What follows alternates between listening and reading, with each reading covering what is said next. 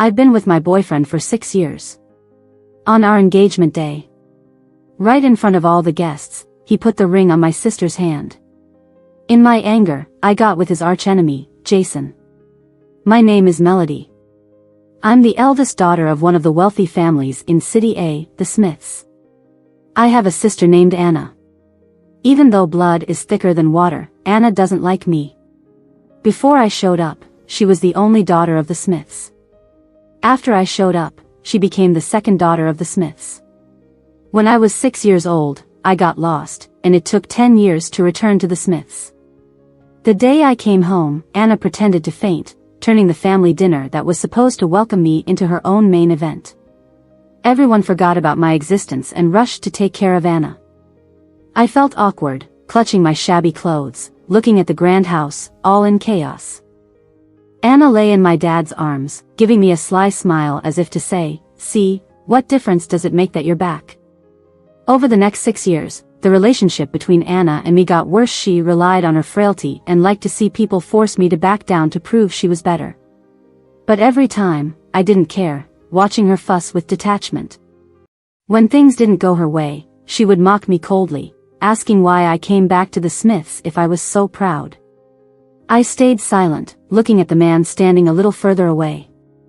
Lewis stood under the lush evergreen tree, tall and handsome, with gentle features like a painting. Before returning to the Smiths, he was my senior in school, excellent and out of reach. And I was someone rolling in the mud, covered in dirt, destined not to deserve happiness. I thought it was impossible between us. But fate gave me a chance. Once given, I held on tight. So, no matter how Anna treated me, I could endure it. All I wanted was the identity of the eldest daughter of the Smiths and an engagement with Lewis, but I never expected, after 6 years of chasing Lewis, he wasn't mine in the end. The engagement party was imminent. Anna cornered me, wearing the wedding dress originally meant for me, with a mocking smile, "Melody, just watch me marry Lewis in your place today." I turned pale, all the color draining from my face. I wanted to tear Anna's wedding dress apart, questioning how she could be so cruel. But when I turned around, my mother Susan stopped me. "Melody, Mom knows you've been wronged, but there's no way around it. If she can't marry Lewis, she'll kill herself." How could Mom bear it? "She's been frail and sickly since childhood, you have to give in to her a bit." My whole body trembled, a huge gash seemed to open in my chest. My mother's words were like sharp blades stabbing every corner of my heart, leaving no place untouched. I finally understood why my mother insisted on having Anna's name on the engagement invitation instead of mine. Melody, it turned out they had planned every detail. I looked at my mother in disbelief. How could you be so biased towards Anna? I staggered and pushed the door open. The engagement party had already started. I looked at Lewis, begging with my eyes. But he just looked at me once, then calmly placed the flowers in Anna's hand and the engagement ring. This move was like a slap, forcing back all the questions I wanted to ask. It turned out he knew all along. Susan, who followed closely behind, held me down. "Melody, don't make a scene. If you make a fuss, it'll embarrass both families." Dad William looked troubled. "Melody, you and Anna are both our children. What's done is done, don't argue with your sister. Your parents will make it up to you." Again, the same thing. Ridiculous, but unsurprising. The feeling from when I was 16 rushed back. Whether I returned or not, whether I was their daughter or not, they always chose Anna. I was just a joke. I trembled with anger, clenching my fists tightly. More and more people were watching my embarrassment. Anna laughed happily. Lewis held her waist, a perfect match.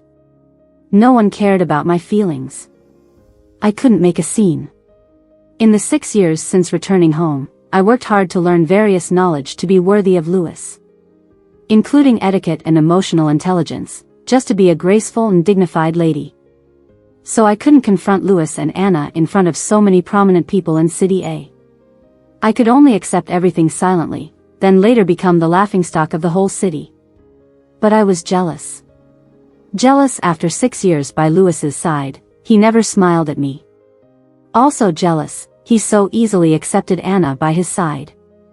Did he ever consider my feelings even a little?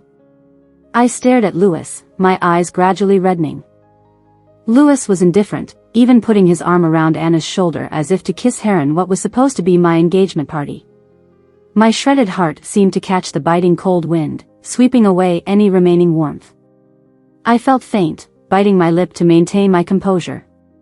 But just as Lewis wrapped his arm around Anna's shoulder, ignoring my existence, ready to kiss her amid everyone's cheers, there was a burst of exclamations, not for the couple before them, but for the man who suddenly appeared behind me. After the exclamations, there was a pin-drop silence. No one dared speak, everyone held their breath, almost not believing their eyes. When Jason wrapped his arm around me from behind, I was still looking at the couple on stage. Not until a broad palm covered my eyes, blocking my view, did I snap back. He wouldn't let me take his hand away, dominantly keeping my eyes covered. But it also hid my misery, my tears were about to fall. He had a mischievous look, leaning close to my ear, ignoring the crowd's gaze, his voice lazy, "Haven't I given you enough flowers?" Or he got closer, his husky voice full of indulgence, "Do you like rings? Come get a marriage certificate with me, and I'll give you a big beautiful diamond ring every day, okay?" I didn't answer him, and I had no idea how others around me saw me.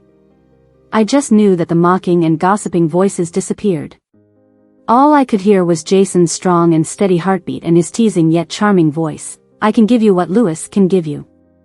And I can give you what Lewis can't give you too. Melody, don't go with Lewis, come with me, will you?" Jason was whispering temptations in my ear, ignoring everyone else. I suppressed my swirling emotions, calmed my mind, and returned to my composed and elegant self. Then I pulled away his warm, hot hand and said, "Jason, stop messing around." "I'm not messing around," Jason said, suddenly gripping my hand tighter. To my surprise, he leaned down and brushed his face against my cheek, asking again, "Melody, come with me, will you?" "Melody, you and Jason?" A sweet, innocent voice sounded in my ear somehow. Lewis and Anna had already walked up to us. I glanced at Lewis, whose eyes, usually showing no emotion, now held a deep, dark hue. With just a few words, Anna managed to turn all the attention onto me. Everyone knew I, Melody, was Lewis's fiancée. But now, here I was, being so intimate with Jason. Instantly, everyone's gaze turned judgmental. They all seemed to forget that just a moment ago, Anna had brazenly taken Lewis from me in front of everyone. Not only did they not condemn her, but they even offered blessings, cheering for the mistress who stole someone else's fiancé. But now, they were here to judge me? I took a deep breath, barely containing my anger, and laughed coldly. "Anna, what position are you in to question me? Even if there were something between Jason and me, it's not your place to interfere." Anna, seeing my blunt retort, put on an innocent, delicate act. "Melody, are you blaming me? I know I'm wrong, but I couldn't control my heart." "I'm sorry, Melody." Enough. Every word from Anna made me feel disgusted. I didn't even have the desire to watch her performance. Jason lazily lifted his eyes to glance at Anna, his tone icy and mocking. "Don't act like a victim while taking advantage of every situation." Anna's perfect composure finally cracked.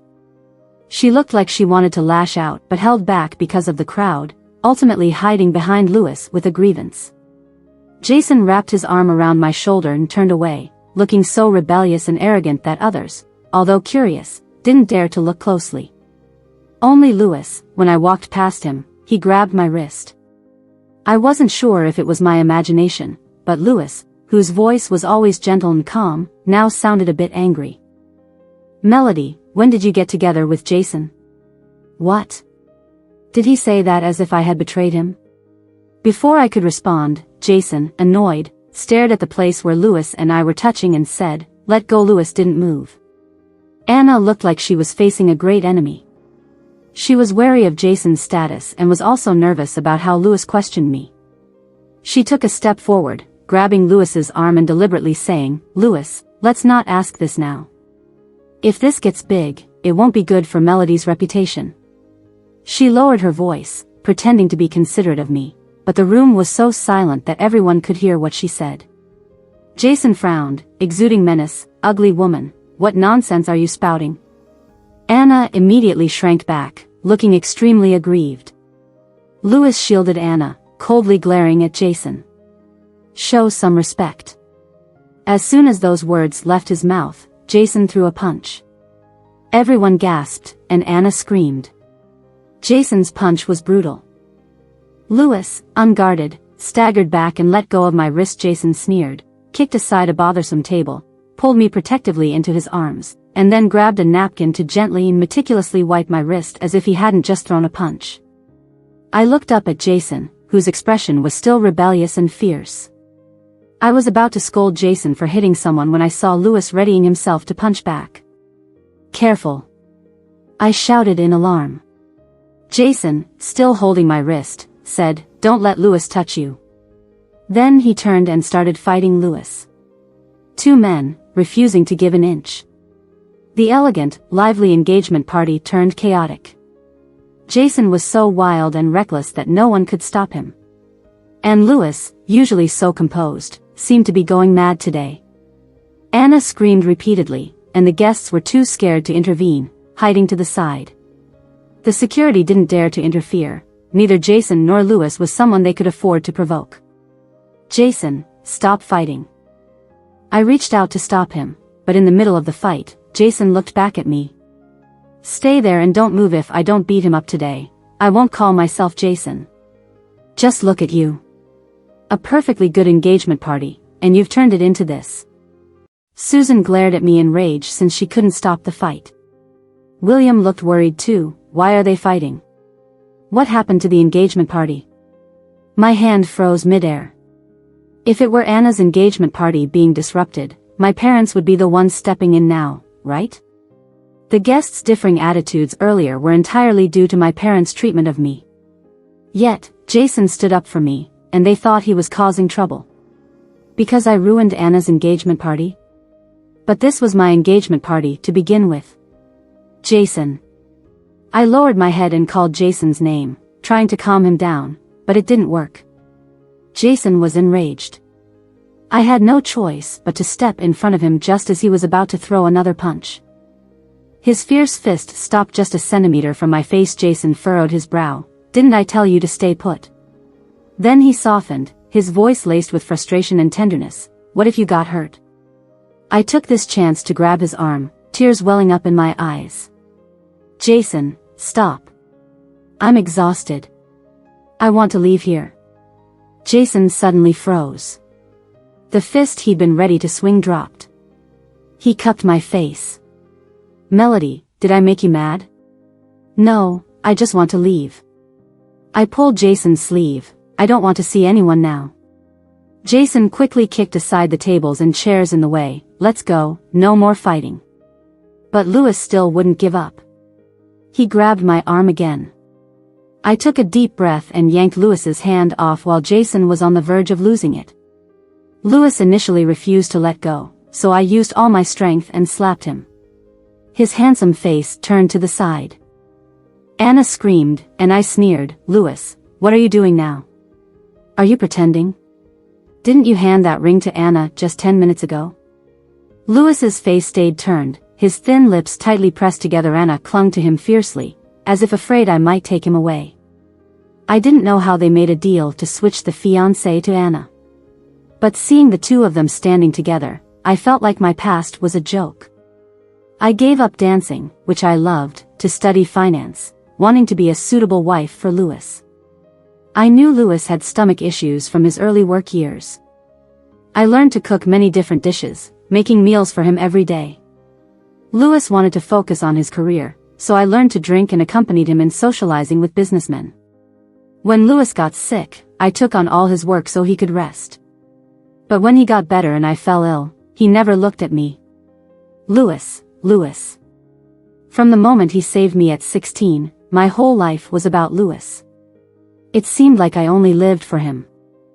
I naively thought that if I was good enough, he would eventually be moved by me, but in the end, I realized I was only moved by myself. What a fool. I looked up at Lewis. Lewis, happy engagement. Congratulations on getting what you wanted. Do you still like him now? On the empty beach, Jason recalled what I had just said to Lewis, running a hand through his hair in frustration. You woman, I stood up for you in front of everyone, and you still wished Lewis well? Jason was furious. To him, Lewis was a jerk, and I shouldn't have been so nice to Lewis. One slap isn't enough, you should have beaten Lewis till he cried out for his mommy. I sat on the rocky shore, sighing helplessly. I don't plan to like him anymore. I've been a backup long enough. I just wanted to give closure to my feelings of so many years. I spoke casually, but the pain in my heart seemed to seep into my bones. Removing someone you've loved for years from your life is like peeling away the skin and muscle. The beer cans beside me emptied one after another, yet the pain hardly eased. All right, I'll trust you for now. Jason kicked a small stone aside and sat next to me. What are you going to do next? I don't want to go to work anymore. My current job is at the Smith's company, and they have a partnership with Lewis. I don't want to see him again. Jason moved closer, his charming eyes shimmering. That's great. How about you come work for me? Before I could respond, he shook his head. No, you're too precious. I should just take care of you. Melody, want me to take care of you? Before finishing, Jason shamelessly leaned on me. I crushed the can in my hand and pushed him away. Do you misunderstand me? Me, Melody, precious? Saying Anna is precious might explain it, but me, Melody, I've been toughing it out for years, never associated with anything precious. Jason seemed unconcerned, finding nothing wrong with what he said. Of course, you seem like someone who needs protection. He smiled at me. Melody, from the first moment I saw you, I thought you should be cherished. I froze, then awkwardly averted my gaze. Don't use your flirting tricks on me. I stood up, picking up the empty beer bottles, and waved at Jason. Thanks for today. I owe you one. Jason grabbed me in a few steps, his eyes intense. Melody, I wasn't flirting. I'm serious. Thank you for being serious. I sighed lightly, subtly pushing his arm away. Jason, you are a really good person, but we're not right for each other. Thank you, though. Without him, I might have truly broken down and done something more degrading. But Lewis and Anna aren't worth it. And Jason shouldn't get involved. Jason stared at me, the hidden fury almost surfacing. First time I'd been handed the good person card? Melody, I can be very bad. Aren't you afraid of retaliation? I tossed the garbage into the bin. Jason, you're not that immature. Those outside opinions are just biases against you. Jason fell silent. As I turned to leave, he grabbed me again. Melody, I know what you're thinking. I don't mind your history with Lewis. You should give yourself a chance. I froze, remaining silent for a long time. When you've liked someone for a long time without response, you can't tell if it's love or just a fixation. But either way, I can't just jump into a relationship with Jason. It wouldn't be fair. Jason deserves better. So I turned back, shook my head. Forget it. I'm heading home. I walked away without looking back at Jason's lonely figure. Home, I needed to go home. Even though I'd been absent from the engagement party for 5 hours, not a single worried call from family. As soon as I got home, before even entering, I heard Anna's low sobs. It's all my fault, otherwise Melody wouldn't have caused such a scene with Jason. Bastard. When did she start hanging out with that jerk from the Johnson family? My dad slammed the table angrily. When did we, the Smiths, ever associate with people like that? It's disgraceful. I couldn't hold back. I pushed the door open. Dad, don't say that about Jason. He's a good person. You think Jason is a good person? Melody, have you lost your mind? Susan, who was comforting Anna, suddenly looked up and pointed at me. You're letting us down. If you feel wronged, just say so. Why demean yourself by being with Jason? Do you see what you did to today's engagement party? I didn't want to explain what happened at the engagement party, but I also didn't want to hear my parents speak ill of Jason. For the first time, the usually obedient me couldn't resist arguing back. Mom, Jason is not a bad person, and I'm not demeaning myself. It's you who have been demeaning your daughter all along, isn't it? You didn't stop Lewis from switching the engagement, and you even supported it, just because it was Anna, right? It's you who don't see me as your daughter. It's you who demean me. A slap landed on my face without warning. I staggered back, catching a glimpse of Anna's gloating expression. William nonchalantly withdrew his hand, his expression cold. Your Melody. We felt guilty because you were lost for so many years. We indulged you, that's our fault. But you can't treat your sister like that. There must be a reasonable explanation for this. I held my face, listening to his words. You will release a statement saying Anna and Lewis have always been in love. You pursued Lewis for a long time but decided to give up, wanting to surprise Anna at the engagement party. And as for him, it was all a misunderstanding. I was in disbelief. Releasing such a statement would be admitting I was the mistress, right? William really wanted me to do this? Susan came over with a troubled look. Melody, there's no other way. You have to think of your sister. Anna is getting married, your Melody, so you should look out for her. We can't let Anna be confused like this. Had they ever considered my feelings at all? Was I, Melody, supposed to be the one who always compromised? Mom, is this what you call making amends? Making amends by sacrificing my happiness? I sneered. No one can be bullied by you forever. I won't release the statement. It's not happening. Bastard. We're informing you, not asking. William tried to slap me again, but Susan stopped him, looking at me with difficulty. Calm down. We were inconsiderate. Melody, go rest. We'll think it over. I didn't say a word and turned to my room. I didn't know how long had passed when the noise downstairs subsided. My swollen face hurt so much, I decided to get some ice from the fridge. Melody. Mom's voice came from behind. She was holding a bowl of soft-boiled eggs, pulling me to sit on the couch. Your dad hit you too hard today. I'm sorry on his behalf. I stayed silent while Mom peeled the eggs, wrapping one in a cloth to apply to my face. She muttered, Melody, you look so pretty. You must take care of your face. Your dad hit you too hard. I'll scold him when he cools down. Mom, why did you bring me back if you don't like me? I couldn't hold back any longer and stared at the eggs in the bowl. While liking Lewis was one thing, the truth is if they hadn't brought me back, I wouldn't have returned. Susan paused, putting down the egg and holding my hand gently. We didn't mean to make you feel this way. We do like you, Melody. Otherwise, we wouldn't have gone through so much to find you.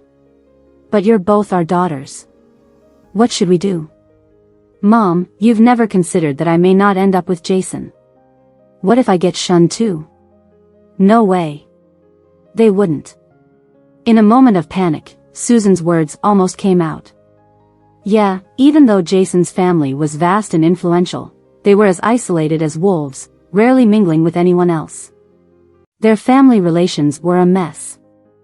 So, even if I released the statement, confirming I interfered in Lewis and Anna's relationship and later married Jason as a mistress, he couldn't shun me because his family was already in chaos. I stood up. Mom, I'm going to bed. You should rest too. Melody, please.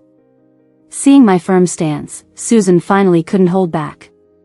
Your dad and I worked so hard raising you. You're strong and capable, you'll be fine anywhere.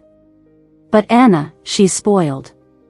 In her future home, one little slip and she won't have anything left. We can't tarnish her reputation. I paused.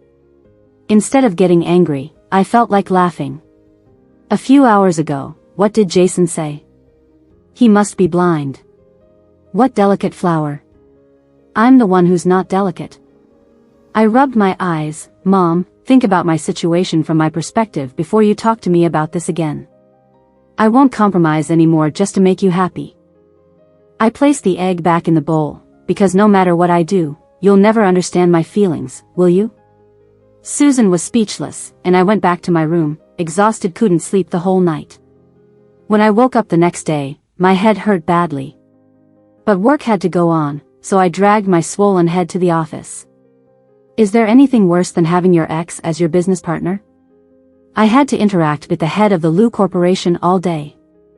The engagement party scandal was the talk of the town, and both companies were eyeing me and Lewis. But luckily, Lewis and I shared some work rapport. Despite the slight awkwardness, we managed to get things done smoothly. After all, before graduating from college, I interned at Lewis's company. That's when I learned to drink and took on all the work for him. In a blink, it's been a long time since then. Our collaboration ended well, and someone suggested we go for dinner. I sat in a corner, dazed, watching Lewis's figure. His slight frown probably meant his stomach was acting up again. My colleague Joy sat beside me, whispering in my ear, "Still looking at Lewis? I bet with them you'd end up with Jason. If you keep looking at Lewis, I'm gonna lose the bet." I took my eyes off Lewis, feeling bored. "Why are you betting on me and Jason?" "I saw the news. I think Jason is no less than Lewis." "Aren't you afraid of Jason?" I asked, trying to kill time. "He's fierce and often scolds people." "Do you really want me with Jason?" "So what if he's fierce?" "A man who's fierce with everyone but gentle with you, or a man who's gentle with everyone but fierce with you, which would you choose?" I stayed silent.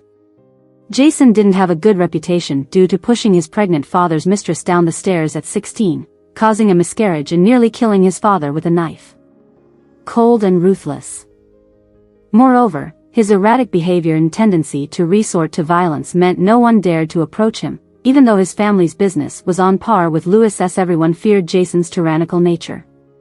But he treated me well. Except for the 2 fights I've seen him in, he hasn't shown any other bad behavior in front of me. It's rare for Joy to praise him. I took a sip of water, saying, "Jason's nice, but it's impossible for me and him." "No way. You still like Lewis?" Joy widened her eyes. "Feel bad for Jason." "Who said I still like Lewis?" I put down the cup, ready to explain to Joy, when a cold voice came from behind. "Melody, come out for a moment." Joy was in disbelief, and I was also very surprised. What did Lewis want with me? But with all the eyes on us, I stood up and followed Lewis out. Lewis stood in front of me, his handsome face still showing signs of recent injuries. Hesitantly, I asked, "Lewis, do you need something?" Lewis frowned and stretched his hand toward me. "The medicine?" I didn't react immediately, then heard Lewis sigh heavily, almost gritting his teeth. "You used to bring me stomach meds every dinner. Melody, have you forgotten me so soon?" Suppressing the irritation, I silently chanted, "I'm a lady, I won't curse," then calmly said, "If you're not feeling well, you should see a doctor or call your fiancé." "Lewis, you shouldn't come to me." At this moment, coming to me, what does he take me for? Just because I liked him, should I wait on him like a dog? Melody. Lewis suddenly leaned closer, sadness in his beautiful eyes. "Don't keep your distance from me." He seemed a bit drunk, with a slight blush on his fair and handsome face. Frowning, he appeared confused. He reached out to grab me but was stopped. Anna grabbed his arm, glaring guardedly at me. "Melody, I knew you wouldn't stay put. Lewis and I are publicly engaged. Try stealing my man, and I'll make the world know you're a mistress." Seeing Anna so smug, I shot back, unkindly, "Anna, do you think everyone's as immoral as you? If you want to be a mistress, go ahead, but don't get in my way after all." I sneered. "Everyone knows in these 6 years, I was Lewis's fiancé, not you." Anna's face contorted with anger, knowing I struck a nerve. With Lewis drunk and unaware, she glared at me viciously. "If it weren't for you, Lewis's fiancé would always be me. Melody, you're the shameless one stealing my place." After days of holding back, my anger finally erupted, leaving a fresh red handprint on Anna's face. Coldly glaring at her, I said, "I've wanted to slap you for a long time. I'm the daughter of the Smiths. I owe you nothing. If anything, it's the Smiths that owe me. You, Anna, have taken my place for years. What right do you have to shout at me? I tolerate my parents' favoritism because they gave birth to me. But you?" I sneered, "What do you count as?" "Melody. You jerk. Anna, unused to such humiliation, tried to hit me, but with Lewis drunk, she had to bear the slap. Feeling slightly better, I turned away without looking back, messaging Joy before leaving the gathering. These two scums, I don't want to see again. Jason appeared out of nowhere. As I reached the corner, he grabbed me forcefully. I stumbled into his chest, too stunned to yell for help. Being so close, my face turned red. Jason seemed to have something to say but was surprised by my reddening face. Raising an eyebrow, he teased, "Really? Just a hug turns you red?" My melody is so pure. It was as if he discovered a new world. I tried to escape, but he laughed evilly and pulled me back into his arms. Damn it, Jason. You never play by the rules. What do you mean, his melody? What do you mean by pure? Why does it sound so ambiguous? I was pressed against Jason's chest, feeling uncomfortable, and pushed him away. What nonsense are you talking about? My upbringing taught me not to mess around with men, let alone hug and hold them. Girls should be reserved and self-respecting. I was rigid and serious, almost ready to engrave the words female virtue on my face. Jason's charming eyes were full of amusement. So, you and Lewis, you never did anything? What nonsense. Before marriage, nothing is allowed. Jason seemed overly pleased. I glared at him, and he subdued his smile, tugging at the metal chain around his neck. Now, Lewis doesn't seem that bad. I didn't feel like bantering with him. Why are you here? Jason pointed to the restaurant sign behind me. This place you're eating at is mine. I turned around and saw the big red sign that said Illusion. Well, that's unique. But Jason opening a quiet bar? When Joy picked the place for our gathering, she specifically chose it for its tranquil environment. If she knew this place, Illusion, belonged to Jason, she'd probably give him extra points. After all, Jason always seemed like the guy who would own a bar with deafening music in black ripped jeans and short boots, a white t-shirt that showed off his sexy muscles. He wasn't thin at all. Plus, his flawless, handsome face with sharp, bold features, he was really a striking man. If you think about it, Jason does have his charm. But then he lit a cigarette and drove away, a girl trying to get his number. Get lost. I frowned. You'll be disliked by girls acting like this. He scoffed. My number isn't for just anyone. Besides, you already hate me. Why should I care about anyone else? Instinctively, I replied, Who said I hate you? His long fingers held a lighter, ready to light the cigarette. The streetlight accentuated his chiseled features. He chuckled softly, removed the cigarette, and bent down close to me, his breath tinged with ambiguity. So you don't hate me, does that mean you like me? His face suddenly very close. Unlike Lewis's cold and aloof demeanor, Jason had slightly longer eyes that turned up a bit, and his mouth curved with a teasing smile. His beautiful dark eyes reflected my image.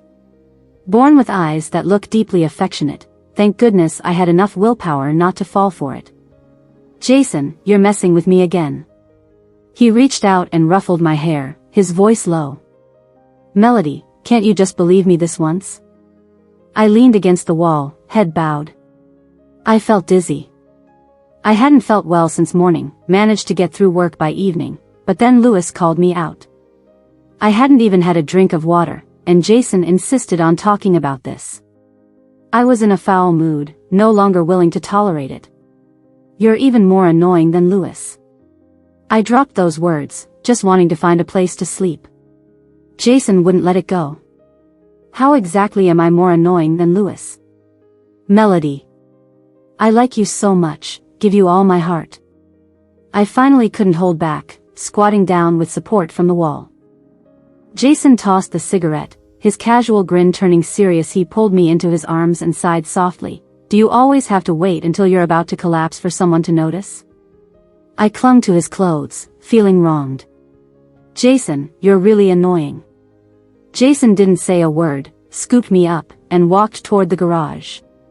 You, and only you. I want to go home.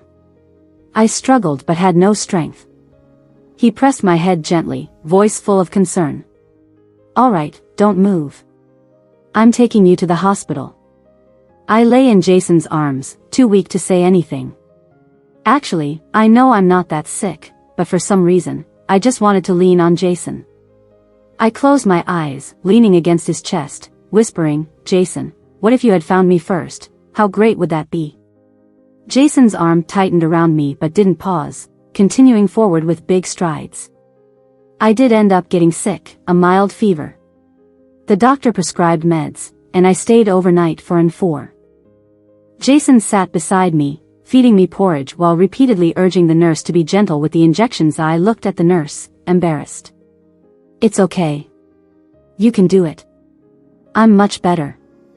The young nurse blushed, looking at Jason, and said enviously after placing the 4. Your boyfriend treats you so well. I was a bit flustered, about to correct her, but Jason stuffed a spoonful of porridge in my mouth. The sick shouldn't talk. His face had a bright smile. I glared at him. Is this what you call treating me well? Fortunately, Jason's actions were gentle afterward. I felt much better after half a bowl of porridge. Jason, like an old man, crossed his legs beside my bed, checked my forehead's temperature, then relaxed and tucked me in. Sleep. I'll stay with you. I closed my eyes, then reopened them after a while, staring at Jason. Jason sighed. Awkwardly, he adjusted his long limbs, moving his chair closer. Right here. I'm not leaving. Sleep. Only then did I close my eyes. I don't know how long I slept, but I had a dream I dreamt of getting lost as a child. No one came looking for me, the crowd was overwhelming and noisy. I didn't know which direction to go, stumbling all the way. Later, I was adopted. My foster parents were kind but very poor. I didn't dare tell them about being bullied. Classmates threw my uniform into the mud.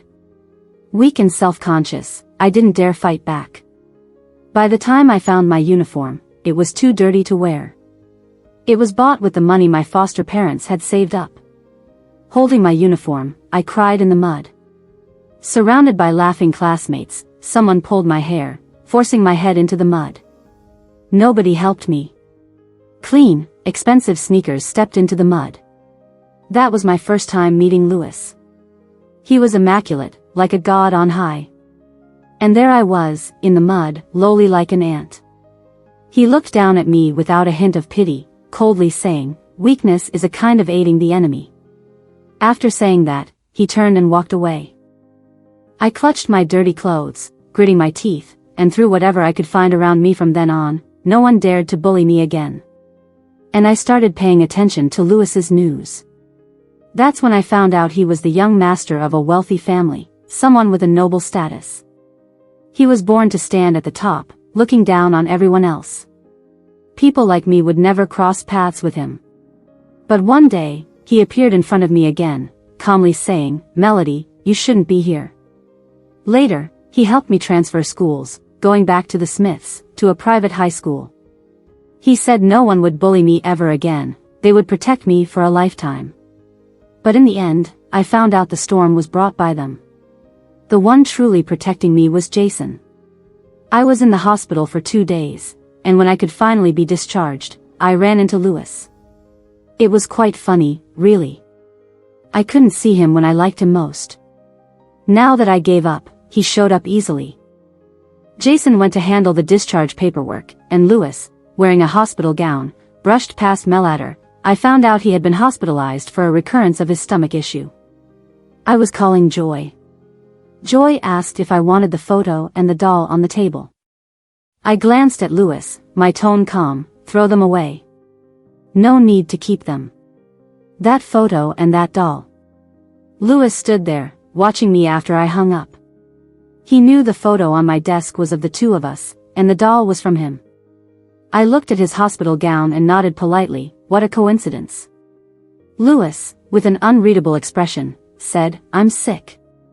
Well, get better soon. After saying that, I was about to leave. Lewis grabbed me, saying, You want to throw away our picture and the doll? Just like that, Melody, can you discard your feelings so easily? Before I could respond, he muttered bitterly, when I was sick before, you didn't react like this. What reaction should I have? I pushed Lewis's hand away, putting a distance between us. Lewis, don't tug at me when we meet. I don't want Anna to see and accuse me falsely again. As for the doll and the photo. I paused, shaking my head self-deprecatingly. Don't you think it's ridiculous? The only photo of us was just a cropped picture of a group shot. And the doll? If I remember right, it was a gift from a store promotion, wasn't it? Lewis, in your eyes, my previous feelings were cheap, weren't they? A doll you got for free, and a photo I painstakingly obtained through a screenshot. How stupid I was. I liked you so much that you all decided to humiliate me at your engagement party, didn't you? I spoke clearly. I don't like you anymore. I don't value anything related to you now. This is what you wanted, right? Melody. Lewis looked at me, his eyes reddening. His face was pale, his usually confident and handsome face was now full of sorrow. Melody, I regret it. After a long silence, I shook my head. Lewis, you're not regretting. You are just upset that someone who was centered around you has now abandoned you, but before I gave up on you, you abandoned me first. I turned and walked away, not looking back at Lewis. Jason stood with a medical record book, tall, not far off, looking at me with deep eyes. An hour later, in the stifling atmosphere of the sports car, Jason had been staring at me for 40 minutes because of Lewis's words. Unable to bear it any longer, I said, I won't repeat the same mistakes, stop staring at me. Jason ground his teeth. I leave for 5 minutes, and Lewis tries to swoop in. How about we just get married then? Let's see who dares to mess with us. You're speaking nonsense. I sighed, picked up my phone, and sent out a resume I had drafted. Then I opened my online banking app and transferred extra $2,000 to Jason for the hospital fees. I glanced at him. You deserve better. Then I opened the car door to get out. But Jason was faster. He locked the door, looking coldly at the transfer on his phone. He sneered, what's this? Trying to cut ties? We don't have any TAC. Blurted it out, then regretted it immediately. Jason can't be provoked. His smile faded, his eyes dark like ink staring at me. Feeling a bit nervous suddenly, I saw him smile faintly. Melody, how do we make it official?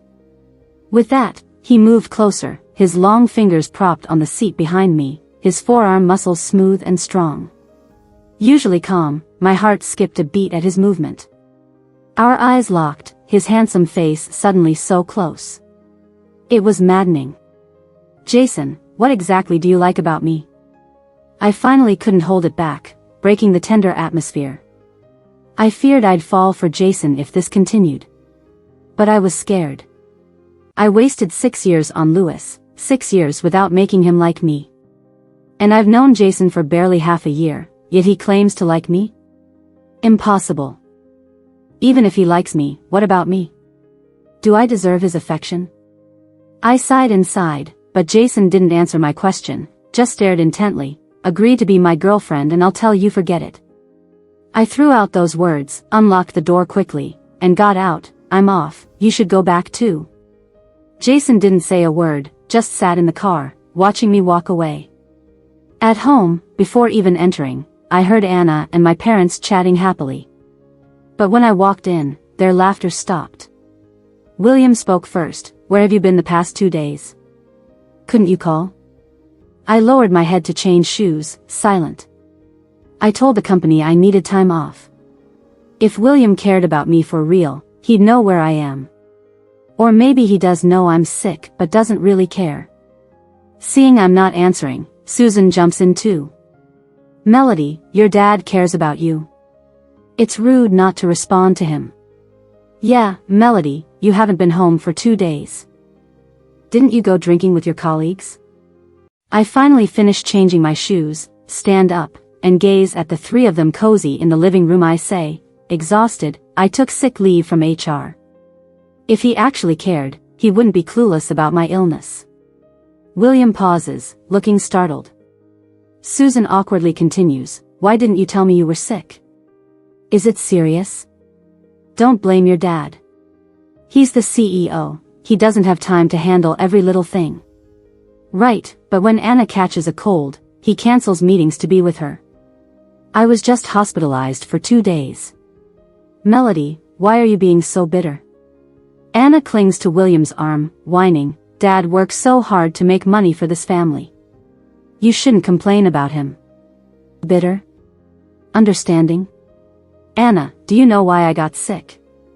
I worked non-stop for a month to wrap up a case perfectly. Who cared about me? If you need money, you can just ask Mom and Dad. What about me? Every penny I spend, I earn myself.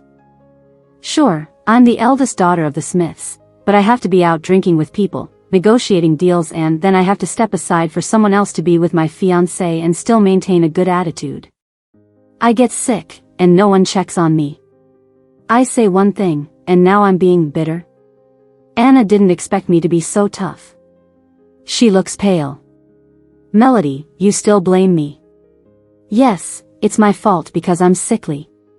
If it weren't for that, you wouldn't have to carry this burden alone. My fault, my fault. Anna starts coughing dramatically. She's pretty convincing, but I know she's faking. Yet even these theatrics make William and Susan overly concerned. Melody, that's enough. Just because you're sick once, you act like this. Anna's been frail since she was a child. Can't you give her a break? I take a deep breath and look at the three of them. Trying to find any guilt in their eyes is hopeless. I calmly say, all right then, Anna. Let me sincerely thank you for stealing my fiancé. Melody, what do you mean by that? William suddenly stands up. I know we've wronged you lately. We already said you don't need to make the statement. Why are you still complaining? We went through all the trouble to bring you back, and this is how you repay us? Mom, Dad, the day I got lost, weren't you picking up Anna? I was 6 years old when I got lost. 6-year-olds remember some things.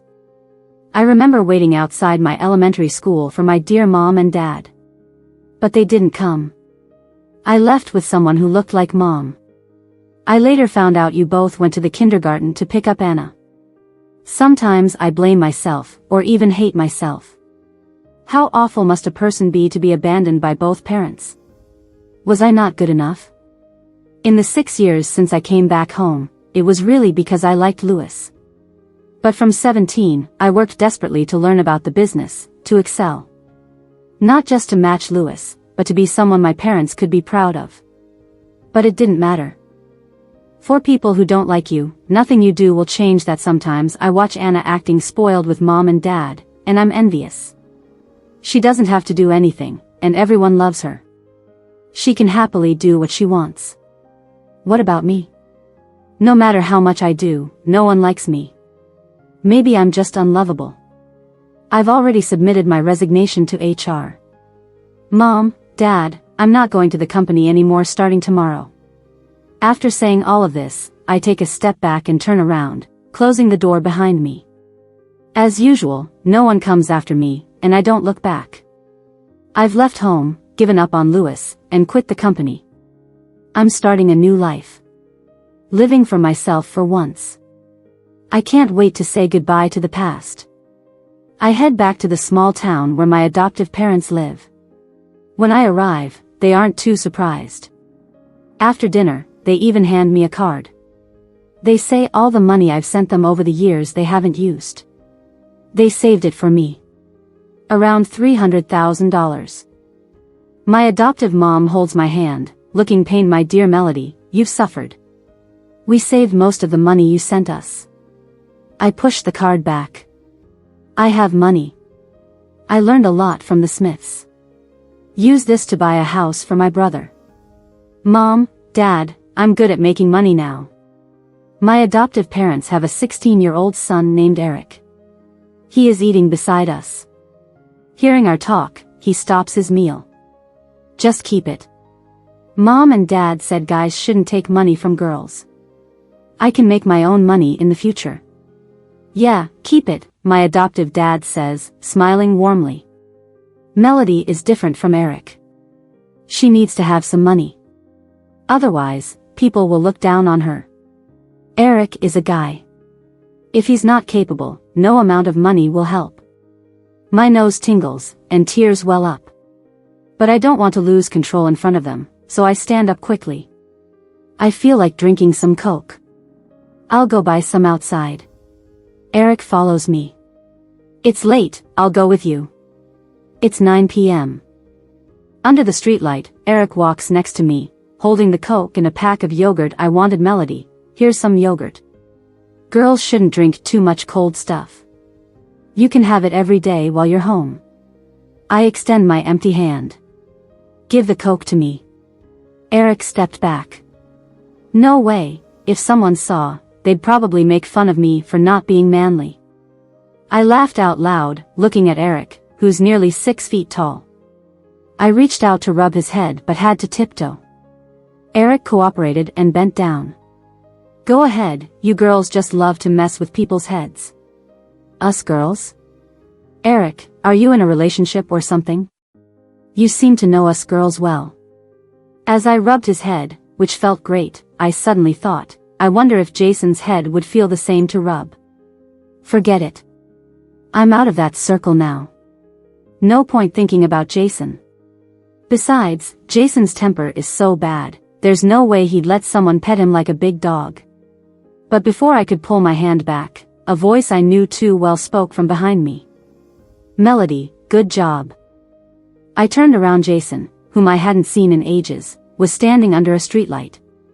Tall, dressed in black, with a pile of cigarette butts at his feet, making it seem like he'd been waiting for a long time. His face was darker than his clothes. As he said this, he tossed the cigarette butt in his hand to the ground, stomped on it, then looked up, his eyes narrowed, gaze fixed on the hand that was rubbing Eric's head. I automatically pulled my hand back. Jason, what are you doing here? What am I doing here? Jason sneered, stepping closer with his long legs, the atmosphere around him cold and oppressive. I knew he was angry. Eric reached out to pull me behind him. Who is this guy? What's he trying to do? I quickly grabbed his hand. He's my friend. It's okay, wait for me. Jason has a bad temper. I remembered last time when Lewis just pulled me, Jason beat him up viciously. So now I'm really worried. Will Jason beat up Eric too? That can't happen. I looked at Jason's dark, handsome face, anxious, and stepped forward. Jason, why are you here? Jason's look at me protecting Eric made him laugh out of anger. He pressed his tongue against his molars, his eyes self-mocking. I'm such a fool. I didn't understand. Jason's face looked so awful. He stared at me for a long time before finally asking. Are you happy, leaving everyone without saying a word and coming here? I was stunned. Although the time with my foster parents wasn't as affluent as with the Smiths, it was really happy. And I can protect them now. So I nodded and smiled with relief. I really like it here. Jason stepped back, his voice hoarse, like it took a lot of courage to ask such a question. What about him? I turned around following his gaze, looking at Eric, holding yogurt and cola, 6 feet tall, glaring at us. It seems like if Jason made any move towards me, Eric would hurl his cola at him. This non-biological younger brother treats me way better than my own sister Anna ever did. So when Jason asked if he treats me well, I responded immediately without thinking. Yeah, Eric is the best guy to me. Of course. Hearing my answer, the violent and repressed aura around Jason seemed to dissipate immediately. He looked really down, head hanging. In this world, there's only Lewis who doesn't know how to cherish you. It's not like you only have me. Jason's voice was so low, I didn't quite catch it. As I stepped forward, he backed away first, his long legs put a distance between us. He gave me a deep look, said nothing, turned around and walked to his car. Eric and I exchanged a glance. I didn't understand why Jason suddenly pulled this stunt. Eric looked at me. Melody, is he your new boyfriend? Probably not. Jason confessed to me a lot, but I never agreed. Eric nodded. He probably likes you. How do you know? Eric replied, just because if you broke up with Lewis, you might as well consider this one. Why? I just feel he's better than Lewis. I laughed. You've only met the guy once and you think he's better? You really want to marry Melody off that bad? Not really. If you want to stay home, just stay at home. I just feel, having someone to protect you, not always being the one charging forward, isn't a bad thing. Got it. I responded to Eric, but my mind was on Jason's reaction. I felt a bit conflicted. Eric, do you think he misunderstood you as my boyfriend? If he misunderstood, do you want to explain? No. It's fine. I felt a bit confused. Actually, that moment, I didn't want Jason to leave, but I didn't know what to say. I rejected Jason so many times. I always felt Jason wouldn't love me. Besides, I don't want to suffer in relationships anymore. I just want to make money and have a good life with my foster parents. But I couldn't help but think of Jason's lonely figure. Eric followed me. Melody, a girl once told me something I think makes a lot of sense. What? In a relationship, if someone wants another person to explain, it means that person wants to have a future with them, and not be misunderstood. I was stunned for a long time. It wasn't until I was almost home that I realized, Eric, are you having an early relationship? You're in high school, it's an important time. You can't be in an early relationship, do you understand? Even if you're dating early, you can't be irresponsible to the girl. Got it? Eric walked quickly. Melody, you're so annoying. I'm clearly trying to advise you. Don't miss it and then regret it. I won't regret it. I opened the door. You go in first, I'll make a call. Eric had a look of I knew it on his face. Don't make it too late. I was in the hallway calling Jason. Before dialing, I built up my courage for a long time. It rang once, he didn't pick up. I felt a little dejected, like a part of me was empty. What if Jason really misunderstood me? I called, and he didn't answer. Would he never want to talk to me again?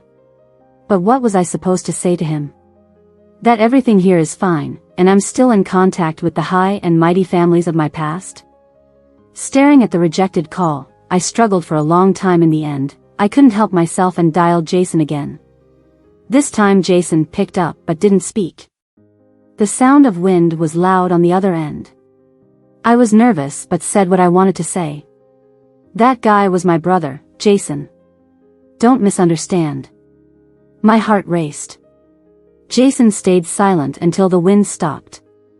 Finally, I heard his deep, magnetic voice. Melody, why are you explaining to me? I clutched the phone, stiff. I looked out the window. The crescent moon hung high. It was so quiet I could hear my own heartbeat. Jason knew me well. Even when Lewis misunderstood me supporting Anna, I never explained. Because even if I did, Lewis wouldn't believe me. So now, why was I explaining to Jason? Another silence over the phone. The screen lit up. Jason didn't hang up, he was just quietly waiting for my answer. I knew the answer in my heart. But I was scared to say it. Holding my phone, I said a bit hurriedly, Jason, stop bullying me. Is this bullying? Jason chuckled, his tone ambiguous. If that's bullying, Melody, you can't handle my bullying. My heart almost stopped. Jason, be serious. If you keep this up, I'm not talking to you. Hearing him laugh, he probably wasn't mad anymore. If there's nothing, I'll hang up now.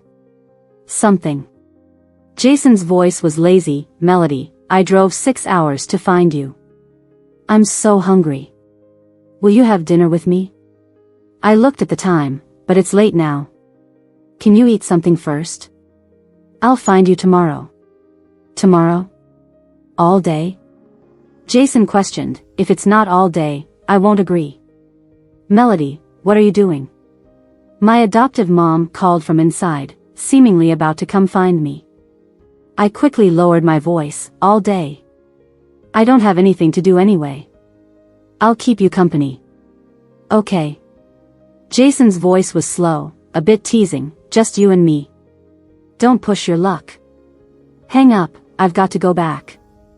You first. With Jason's words, I hung up and yelled into the room, I'm coming, Mom.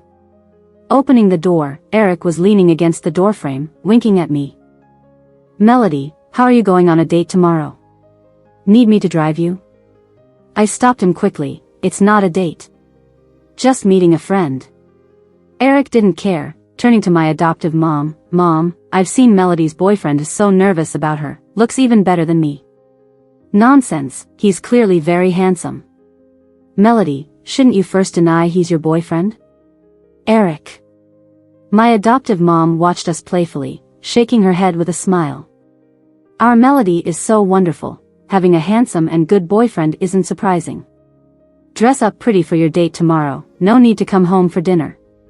Help. It's really not a date. But the next day, I couldn't help myself. I wore a white dress, put on light makeup, even washed my hair and curled it carefully.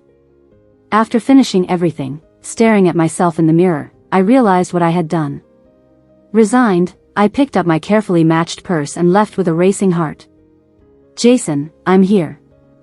Where are you? I messaged Jason, planning to meet at the grocery store from last night. I was there but hadn't seen Jason yet. Jason replied, almost there, count to 10, and I'll arrive. Jason, you're late. I silently fumed but still counted. Before I reached 1, a shadow fell over me. I looked up, met by a pair of eyes shining like stars. Jason had changed. A simple white t-shirt, black jeans, the sunlight falling on him, making him look clean and handsome. Why did you stop counting?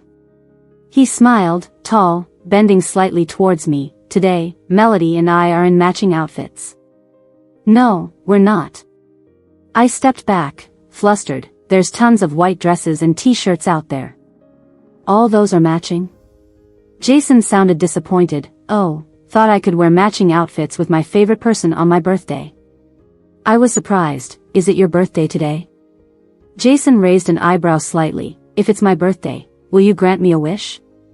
I looked away, walking beside him. You better not trick me. Your birthday is not till winter. Last year, you pushed that girl into the pool during your birthday. Don't you remember? You're so mean, pushing someone who came to your birthday into water. I kept listing Jason's misdeeds, ending with, if my parents knew how bad you were, they definitely wouldn't let me be with you. Jason defended, that girl deserved it. If I hadn't pushed her, she would have pushed the little sister next to her. She's the malicious one. Not me. Jason's eyes lit up. Melody, what did you just say? Nothing, I was just chatting with you casually. I was holding my bag. Where do you want to go? I know this area well. Wherever you want to go, I'm in. Jason. Before I could finish talking, Jason suddenly jumped in front of me. I almost ruined my carefully done makeup on Jason's white t-shirt. I looked up to see his expectant eyes. No way, you just said you agreed for us to be together. Melody, say it again. Are you accepting me? His eyes were burning with anticipation, and it seemed like he wouldn't let go until I answered. I whispered, I don't have parents. I'm very poor, but I love my adoptive parents deeply. Does that bother you? I had completely said goodbye to my former glory and wealth, or rather, those things never belonged to me in the first place. Jason suddenly cursed, so the reason you didn't agree is because of that? I was stunned. That's not the entire reason. I was afraid of many things. I was scared that I wasn't good enough for Jason's love. And I was also afraid that one day, Jason would be like Lewis, just toying with me. Too many fears held me back from moving forward. But now, looking at Jason's sincere and serious eyes, it was like a small voice inside me was saying, try again. Don't let one scumbag make you give up on loving and being loved. That would be punishing myself. Jason. I lowered my head, not daring to look at him. I think. His voice was low and gentle. What do you think? I bit my lip, trying to muster the courage to speak. Jason sighed softly and pulled me close, hugging me gently yet firmly. I know what you're thinking. I'm here. Melody, with me, you don't need to worry about those unnecessary things. He wanted to say more but shook his head. Whatever, you're too insecure. I'll prove it to you later. Let's go on a date. This would be an open and rightful date. I looked at our intertwined hands, and smiled brightly. So this is what it feels like to hold hands on a date. Jason, what else is there besides holding hands on a date? Jason bought me a milk tea. There's a lot to do on a date. Didn't you and Lewis? He paused and frowned. Forget it, never mind. Asking will only make me mad. I realized I never really dated Lewis like this. Because Jason held my hand, I had to hold the milk tea with the other. He naturally put the straw in and held it to my lips. Is dating about being pampered? I shook that thought away, took a sip, and answered his earlier question honestly. I think I went on dates but not quite fully. Dates with Lewis were either about work or him bailing on me. We never did the usual date stuff like watching movies or having meals together. Let alone Lewis buying me a milk tea and handing it to me himself. It's pretty good. Pretty good? Jason said good about my tragic past? I wasn't satisfied, and tried to pull my hand back. Jason yanked me into his arms. His firm chest pressed into me painfully, making me frown. Strange. I'd been through so much pain yet never whimpered. But a bump from Jason had me practically crying out. Jason's eyes were gentle as he lowered his head. Where does it hurt? Let me rub it for you. I blushed. Jason, you're teasing me again. He laughed softly, ruffling my hair. My melody. My heart was racing in his arms. Jason held my hand again. Shall we watch a movie first or eat? Watch a movie. Let's get couple seats. I often saw Joy and her boyfriend book those on Facebook. Jason raised an eyebrow, feeling bold. Couple seats? How is that bold? I didn't understand. Jason grinned and said nothing more. Whatever you want, I'll get it for you. When the movie started, I realized what bold meant, seeing couples all around. Jason, won't we get caught? I tugged his sleeve. Couples next to us were practically on top of each other. Won't this be a problem? The heat from Jason's arm through his sleeve made me realize he was burning up. I glanced at him, seeing a strange look in his eyes. Are you okay? Do you have a fever? I reached for his forehead, but he held my hand down. Watch the movie. His voice was hoarse. I still didn't get it, worried he was forcing himself for my sake. I tried to look at him again, but his grip tightened. Melody, don't move. I'm afraid I can't hold back. Hold back from what? He whispered in my ear, his warm breath tingling my neck from wanting to be like them. Are you up for it? I glanced at the surrounding couples, making out passionately, and froze. Jason saw me finally behave and sighed. You think you're being bold? I'm the bold one, torturing myself here. By the end of the movie, I was almost numb from staying still. Jason didn't look much better and even went to the restroom midway. When he left, I finally dared to nibble on popcorn and sip my drink, sneaking peeks at the other couples. Jason said he wasn't sure if I could handle it. After the movie, I texted Joy while waiting for Jason outside. Joy, why does my boyfriend feel so hot when he hugs me? Joy replied instantly. Your boyfriend is turned on. I looked at her reply, and my fingers holding the phone were getting hot. My fingertips seemed to still have Jason's warmth, and my face started to flush. Jason. Did that really happen? After a while, Joy sent another message. When did you get a boyfriend? I didn't reply to her since Jason was back, seeing my red face and how I didn't dare to look at him. Jason lowered his head and leaned in close. What's wrong? There were a few drops of water on his face, and he carried a light scent of pine wood. It smelled really nice. I looked at his deep eyes, remembering when we first met. He was wild and untamable, not someone anyone could easily control. But now, he stood in front of me, lowered his head slightly, and his eyes were full of me. Jason, just now. What about just now? He froze for a bit, then laughed, not a hint of awkwardness. He raised an eyebrow at me. Yeah, isn't this normal? Jason, I called his name, my voice softening involuntarily. He rubbed my head with resignation and helplessness. Let's go, I'll take you home. I got up and instinctively held his broad hand. Jason hesitated for a moment but then intertwined his fingers with mine. We walked out of the theater together. I was so busy talking to Jason that I didn't notice Joy's later messages. Lewis has been looking for you, but we all said we didn't know where you went. Melody, it seems Lewis really regrets it. I said goodbye to Jason and unlocked the door with my keys.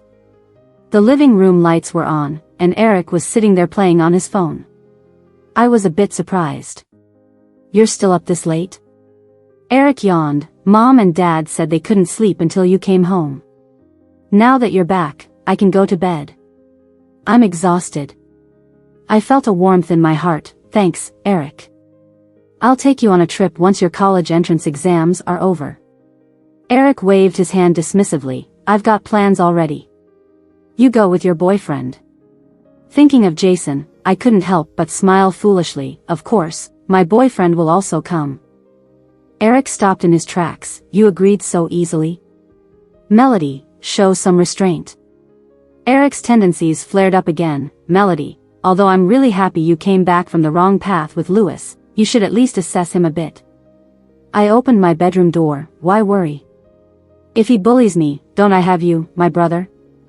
Eric scratched his head. That's true. I shut the door with a smile. Right then, Jason called. Did you get in? Just did. What about you? Are you back at your place? While shopping this afternoon, Jason told me he also had a place here, so there was no need to worry about accommodations. Not yet, but I'm already missing my Melody. Holding the plush toy Jason won for me today, I smiled. Then go to sleep. You'll see me in your dreams. Jason sighed helplessly. Melody, why do I like you so much?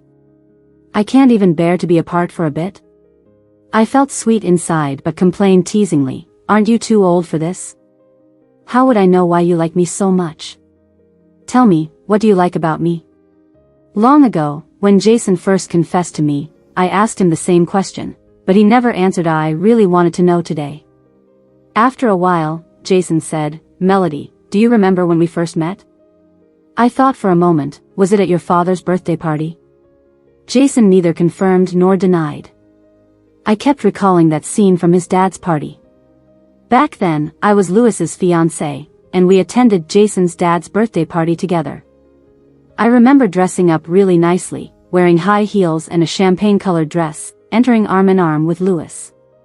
If Lewis hadn't left me on the roadside later to take the pretending to be sick Anna to the hospital, that day would have been a cherished memory.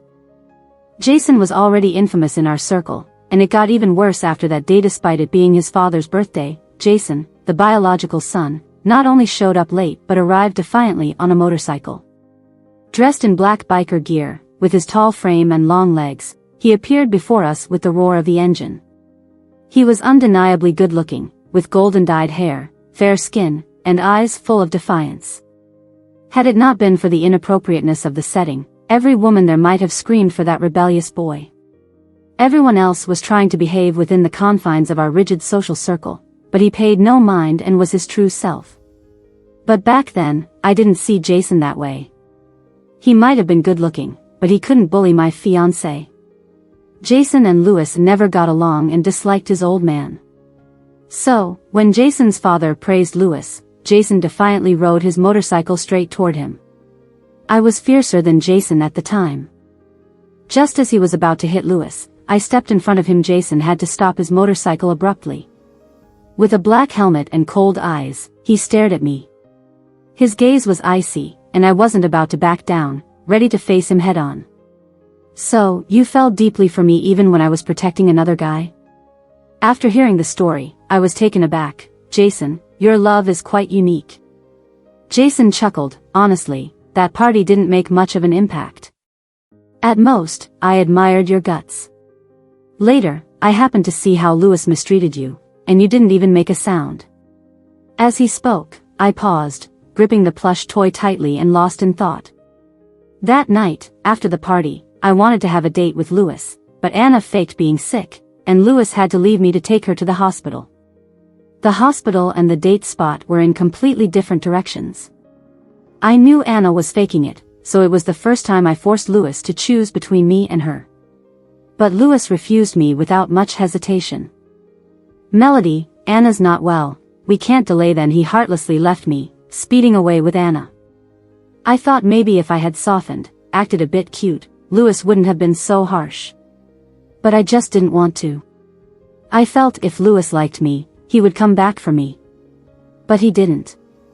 He left me alone on the street at night. Thankfully, Jason's driver picked me up later, so nothing happened. But that's a story for another time. Jason continued, "I was thinking, if such a girl loved me with all her heart, how great that would be." "So you're jealous?" "Jealous," he paused, then said, "and also, I felt bad for you. Melody, in the future, just love me, okay?" Jason's usual lazy voice had no trace of arrogance, only sincerity and hope. I felt a mix of sourness and relief, with a bit of sweetness. Thinking about those times used to feel so bitter. But now with Jason, those memories aren't so dark anymore. It's like walking through hard times alone, thinking no one understands, but then turning around to find someone had been there with you. That time wasn't wasted. Even though I lost myself in liking Lewis. But I wasn't going to say that directly to Jason. I just huffed, "You wish. You nearly ran over your girlfriend back then, and you still want me to only like you? Go reflect on your past sins." Then I pretended to be mad and hung up the phone. Jason's message came through right away, "Okay Melody, I'll apologize properly tomorrow. Don't be mad at me, okay?" I read Jason's message, feeling sweet and arrogant as I replied, "Seeing you so sincere, I'll give you a way out." Then I exited the chat and saw a message from Joy. I replied, "Joy, I used to like him a lot, but now looking back, I feel like I was crazy. But I don't deny my past feelings. I just know now what love should be like." Without waiting for Joy's reply, I screenshot the message and posted it on Facebook with a picture of Jason and me taken today, captioned, "Good love helps you become a better person, thank you for loving me." Then a familiar phone number popped up on my screen. It was the first call from Lewis since I left the city. I didn't answer, letting those 11 familiar digits light up and dim out on my screen. But Lewis was persistent, calling one after another. After I hung up, he messaged, "Melody, don't be so heartless. Please answer." Not answering is heartless? Wasn't he heartless when he gave up on me in front of so many people? I didn't really understand Lewis's logic. I just replied, "I have nothing to talk to you about. If you keep this up, I'll send the call records to Anna." "Lewis, don't you like Anna a lot?" "Melody, I regret it. I really regret it. I've broken off the engagement with Anna." But I didn't see that message, I had already blocked Lewis's number.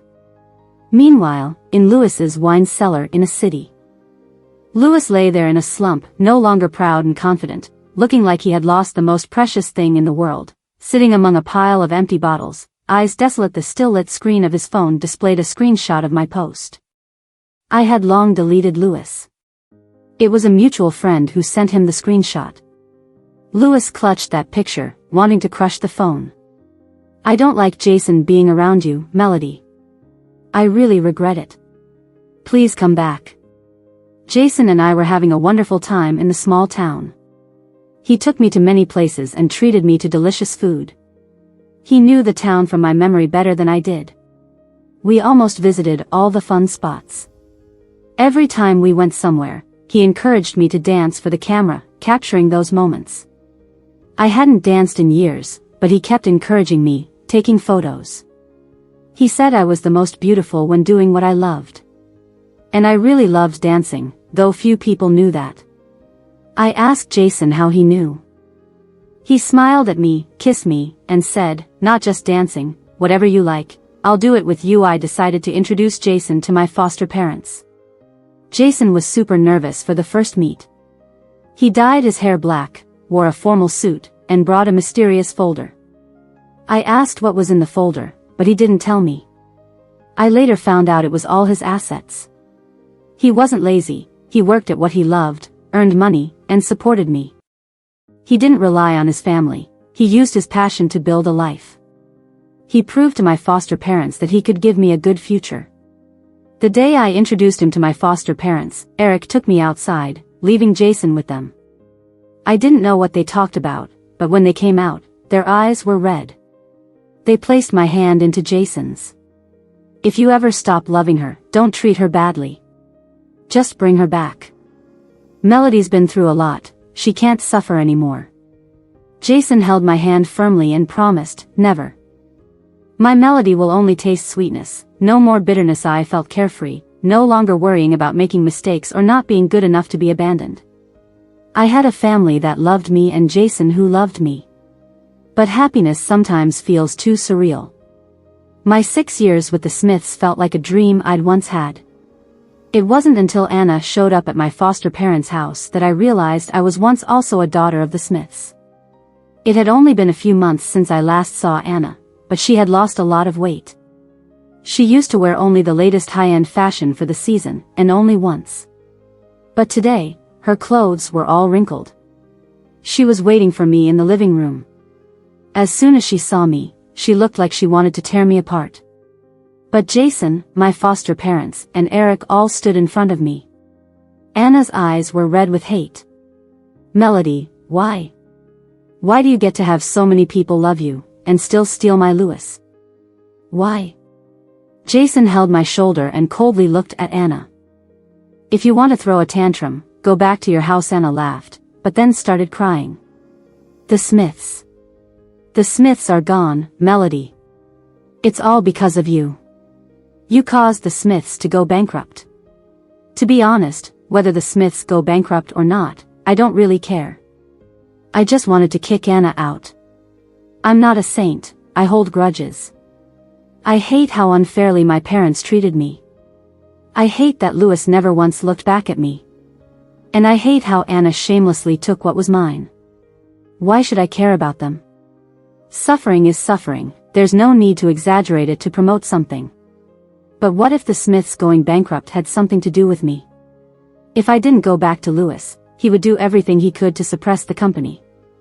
I've been working at the company for years, I knew they were not doing as well as before. But even a starved camel is bigger than a horse. No matter how weak, it would still help Lewis in business. But now, Lewis demanded I return to him or he would pull the funding for the Smiths. Our companies were closely tied. Lewis doing this was like cutting off his own arm. Would he really go that far to force me back? Has he lost his mind? Anna, before she left, no longer had her usual arrogance. She looked at me like I was her mortal enemy. Before you showed up, I was the carefree princess of the Smiths, loved by everyone. Since you came, I've had nothing. Melody, I don't want you to go back to the Smiths, but I don't want to see Mom and Dad go bankrupt either. It's their life's work. Jason threw a teacup near Anna's feet. The Smiths brought this on themselves. Why blame Melody? I quickly grabbed Jason, afraid he'd get even angrier. Everything happening felt so surreal. Lewis, who once seemed so dignified, was now stooping low. As long as Lewis didn't relent, the Smiths would pay the price. Either bankruptcy or imprisonment for the chairman. I couldn't believe it, I even thought Anna was acting out. But Anna couldn't stop crying. Acting out? I was happiest, but everyone who loved me left one by one. Melody, I wish this was just acting out. After Anna left, Jason never let go of my hand. Eric came by knocking, calling us to dinner. I was looking into the Smiths case. For months, I stayed offline to avoid seeing people mock me.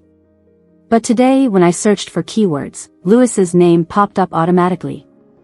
And with it, news about him. I read the news, feeling slightly shocked. 2 months ago, Lewis publicly stated on an official account that his engagement with the Smiths only stood with Melody. A month ago, in an interview, Lewis regretfully said that his wife would only be me. 2 weeks ago, a new branch Lewis opened in the country temporarily used my name. In front of everyone, Lewis put on a show of being deeply in love with me, letting everyone know he was waiting for me. Melody. Eric had left at some point, closing the door behind him. Jason, with a somber face, took my computer and gripped my chin. Melody, look at me. His voice was urgent, his grip tight. I winced. Jason, what's wrong?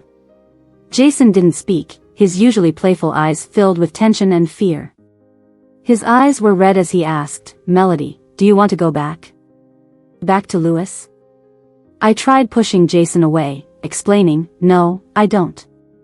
But Jason didn't believe me, staring intently. I softened my tone, I'm not going to be a saint just to prevent the Smiths' bankruptcy by going back to Lewis. But you love Lewis, don't you? For the first time, Jason's usually confident face showed uncertainty.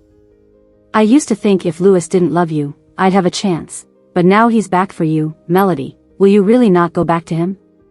I couldn't understand why Jason was saying this, staring at him in disbelief. Jason bitterly smiled and looked away. His deep voice carried a trace of mockery and helplessness. Those 6 years, I saw how much you loved Lewis.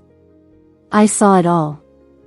It felt like he was certain I would go back, but I was puzzled. I met Lewis and fell in love with him at 16. I've only known Jason for half a year. What did he mean by that? Jason wouldn't say more. He let go of me and said, Melody, I'll support any decision you make. As he turned to leave, I panicked and grabbed him. Jason, make it clear. What do you mean by seen it? Jason looked back at me and smiled softly. He used to have a wicked smile, always hard to deal with. But during the time we've been together, he's been gentle every day.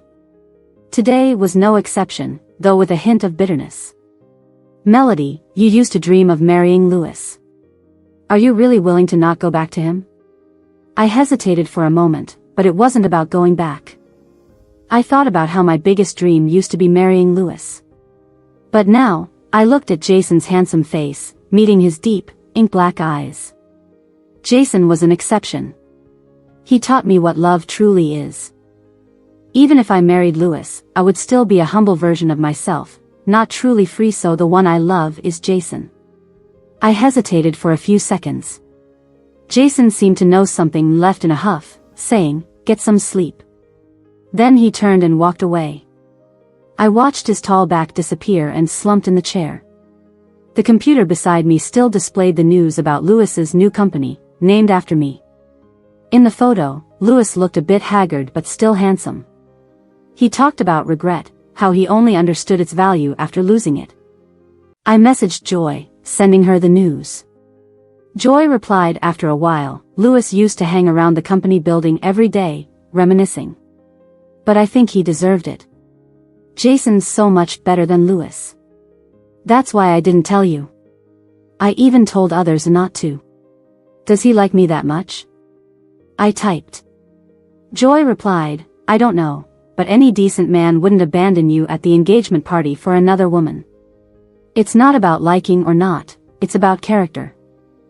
I tossed my phone aside, my head throbbing. Joy messaged again, I've been hoping you'd be with Jason for almost a year now. Don't go back to Lewis. I was stunned. I've only known Jason for 6 months, haven't I? Joy said, no, a year ago we had that bidding case. You two showed up together back then. I snapped awake and asked about the incident a year ago. I couldn't wait for Joy's reply, so I called her. Joy answered instantly, seriously? You don't remember anything from a year ago? I remember the bidding, but what's that got to do with Jason? A lot. Joy was extremely excited. A year ago, weren't we stood up on that contract? The chairman was furious.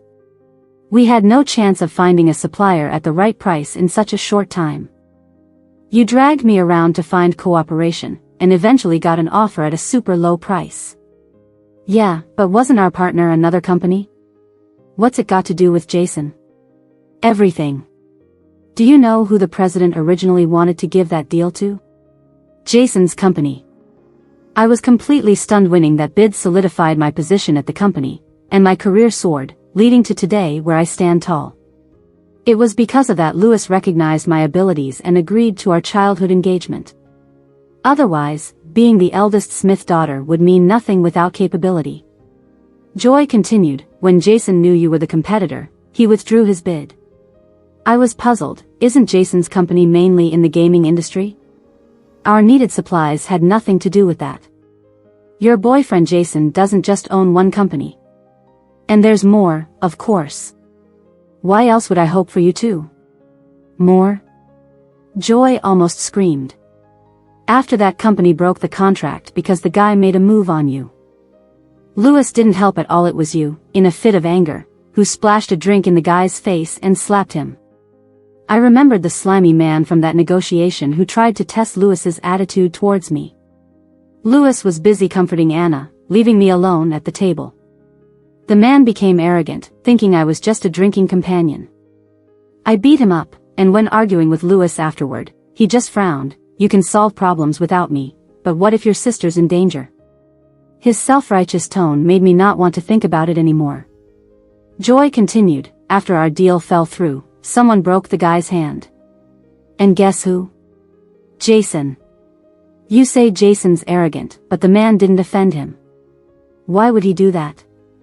The guy's hand wouldn't be broken if it didn't touch you. Joy kept rambling. 6 months ago, you wanted to buy a jade for your mom's birthday. Jason was there too. He usually gets what he wants. He wanted that jade, but dropped out when you bid. Jason ignored me. I messaged Jason to ask if what Joy said was true. I called, but he didn't answer. He's mad at me. I felt guilty and sent Jason another message explaining, I didn't mean to hesitate, Jason. Please don't be mad at me. Still no reply. Will he really ignore me because of a misunderstanding? Holding the phone, my heart ached more than watching Lewis put a ring on Anna. Losing Lewis felt like relief. But losing Jason? I couldn't imagine. Whether or not Jason did all those things for me. I just wanted Jason, only him. The Smiths had nothing to do with me, Lewis even less. After making my decision, I got up early the next morning. I told Eric I was going to find Jason. Eric wasn't surprised. Go. You should have gone when Jason left yesterday. I was even more eager to see Jason, but when I opened the door, the Smiths' parents were standing right in front of me. My foster parents didn't expect that they'd meet again after 10 years. William and Susan wanted me to go back. I didn't want to go back. I wanted to find Jason. My foster parents held on to me, saying we should talk it over since we're all family. I hesitated for a moment, realizing we should probably have a clear conversation. So, I thought I'd text Jason to ask him to wait. But before I could send the message, Susan knelt in front of me. Melody, please, save Anna. Mom is begging you. My foster parents quickly pulled Susan up, asking what was going on and to talk it out properly. I didn't get to send my message. Then, I heard Susan say, Lewis changed his mind. If you don't go back, Anna will go to jail. Melody, this can't happen. I'd rather go to jail myself than let Anna suffer. Melody, she's your sister. Can you really let her go to jail? William looked worried, and my foster parents just asked one question. Go back? Where? Melody is about to get married to her boyfriend. Where do you want her to go? My foster parents adored Jason. They believed that only with Jason could I lead a carefree life.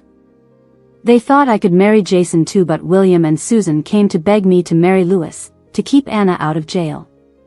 How powerful Lewis must be to hit my weakness. How could I make my elderly biological parents beg me? But I hated this too. In these few months I'd been back in the town, they hadn't sent a single message or phone call. The first time they came looking for me was for Anna. I didn't want to deal with them at all, but Susan forced me. If I didn't agree, she'd just kneel there, and William wouldn't stop her. With a miserable smile, I asked them, have you ever thought of me as your daughter? William evaded my gaze, while Susan cried, Melody, you're Melody. I already wronged you. I can't wrong Anna too. Right, I was Melody, and I had to yield to my sister. I had suffered so much already, a bit more humiliation was nothing. How laughable. My foster parents felt angry but didn't chase them off, sighing all the while in pity for me. Eric rolled up his sleeves to shoo them away. Get out. Melody is too polite to kick you out. We have nothing to do with you. Leave now, or I'll call the police. William, helpless but strong, said, Melody, you have one day to think things over. Didn't you always want to marry Lewis? Then they left my foster parents' house with Susan. My foster parents felt sorry for me. If we had known this was how it would be with your biological parents, we wouldn't have sent you back then. I lowered my head, hiding the chaotic emotions inside. I didn't want my foster parents to worry about me. It's okay. At least, I learned a lot over there. And what I learned would be enough to turn things around. But before making any decision, I had to find Jason. Whether he ignored me or not, I had to see him. I put on a simple makeup and felt a little nervous as I approached Jason's door. I was really afraid Jason was still mad at me. So, I texted Joy last minute, asking, what do I do if my boyfriend is mad at me because of a misunderstanding and won't talk to me? Joy replied, that's easy. Just sleep with him. I threw my phone into my bag. I shouldn't have asked Joy. Taking a deep breath, I rang Jason's doorbell. The door opened. Jason stood there in casual loungewear, his white clavicle showing a hint of sexiness. He looked down at me with his usual lazy demeanor. I thought you were looking for Lewis. I bit my lip, hesitated no more, and hugged him. Jason, I missed you. Jason's body stiffened. After a while, he reached to push me away. His tone was cold. If you still have Lewis in your heart, don't even try flirting with me. I clung to him, boldly. I'm not here to flirt. Before I could finish, I knew from Jason's temperament that he would push me away. But how could I let him succeed? I tightened my hug, whispered in his ear, Jason, I came to sleep with you. Jason's hand stopped in midair. He squinted his dark eyes, looking dangerous yet enchanting. Want to sleep with me? I bit my lip and nodded, yes, so are you in or not? His eyebrows raised slightly. Seriously? Before I could respond, he tapped my cheek with his long fingers. Who taught you this? Where'd you get the nerve? Before he could finish the last word, I stood on tiptoe and kissed his moist lips. Though inexperienced and awkward, Jason, after a moment of surprise, grabbed my waist, took the lead, and kicked the door shut with his long leg. Held in his arms, we kissed for a long time until I was nearly breathless. Then he let go with a low chuckle. Melody, you're really clueless. He ruffled my hair and tidied my open neckline. It's late. I'll take you home. I opened my eyes wide, unbelieving. Are you not capable? And immediately regretted it. He pulled me closer, his hot body against mine, voice dangerously low. Do you really want to know? My fingers trembled, tempted to flee. But I knew deep down, if it were Jason, I was willing. Summoning my courage, I looked at him. Yes, I want to. All right, don't regret it. He glanced down at me and, gripping my wrist, pinned me against the wall. His large hand protected my head from hitting the wall, his other hand interlocked with mine. He kissed me passionately and gently, stopping just when I thought he'd continue. His eyes filled with restraint as his husky voice asked, Sure? I didn't speak, just kissed his throat. When things got heated, Jason whispered in my ear, Melody, let's get married tomorrow. I cried and begged, but he didn't stop. The aftermath of indulgence was back pain, pain everywhere. When I woke up, Jason still wouldn't let me go. He played with my hair and held my hand tightly. My body was covered in his marks. I lay in his arms, covering my face. Jason kissed the top of my head, raising an eyebrow. Shall we go register the marriage now? I have everything ready. In a muffled voice, I hesitated. Are we really doing this? Why not? Jason lowered his head to kiss me, and rudely thrust forward. I blushed instantly. Okay, we'll go. But my documents are at the Smiths. I still need to go back to City A. No problem, I'll go with you. Jason helped me dress carefully and kissed me again. Finally, I've got my Melody. After not returning to the Smiths for 3 months, I realized they were not as prosperous as before. The most obvious sign was that half of the servants were gone, it seemed quite desolate. But that had nothing to do with me. Anna didn't expect my return. She arrogantly blocked my way, sneering, "I thought you were so lofty, but you came back the moment you heard Lewis needed you?" I walked inside to get my documents and then deliberately showed them to Anna. "Yes, I'm marrying Lewis. Are you happy? After all your scheming, Lewis still chose me. Didn't see that coming, did you?" I intentionally provoked Anna. Taking away what she desired most made me feel much better. Sure enough, Anna got furious. "No way. Mom and Dad only recognize me as the Smith's heir. I can bring Lewis more benefits. Who do you think you are? Just a lowlife from the countryside. You can't marry Lewis." Anna tried to snatch the documents from me, but I dodged and kicked her behind the knee. "Anna, if I'm a lowlife, what does that make you? Don't forget, we share the same blood." Unable to beat me, Anna screamed like a madwoman. William and Susan rushed out, defending Anna and preparing to confront me as usual. "You begged me to come back. Lewis wants to marry me, and Anna can't stand it. It's her own problem." Their faces showed their inner struggle. They loved Anna but couldn't give up the Smiths' wealth, so they had to let me marry Lewis. Of course, I wouldn't actually marry Lewis.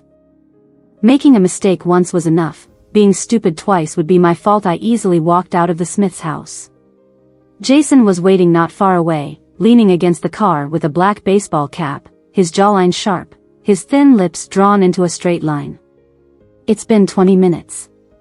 If you didn't come out, I was going to visit your mom myself."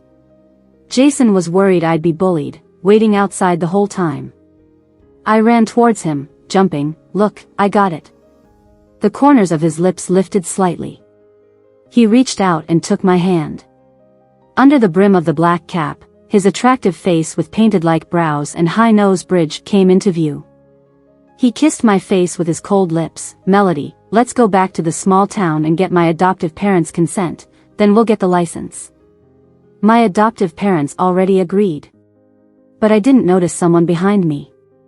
A broad hand took the document from me, and a cold voice asked, "Who gave you permission to get married secretly?" Lewis appeared behind me. Jason saw him first. He pulled me into his arms. Before I realized, he put the baseball cap on my head. The brim was so low I couldn't see who was in front of me.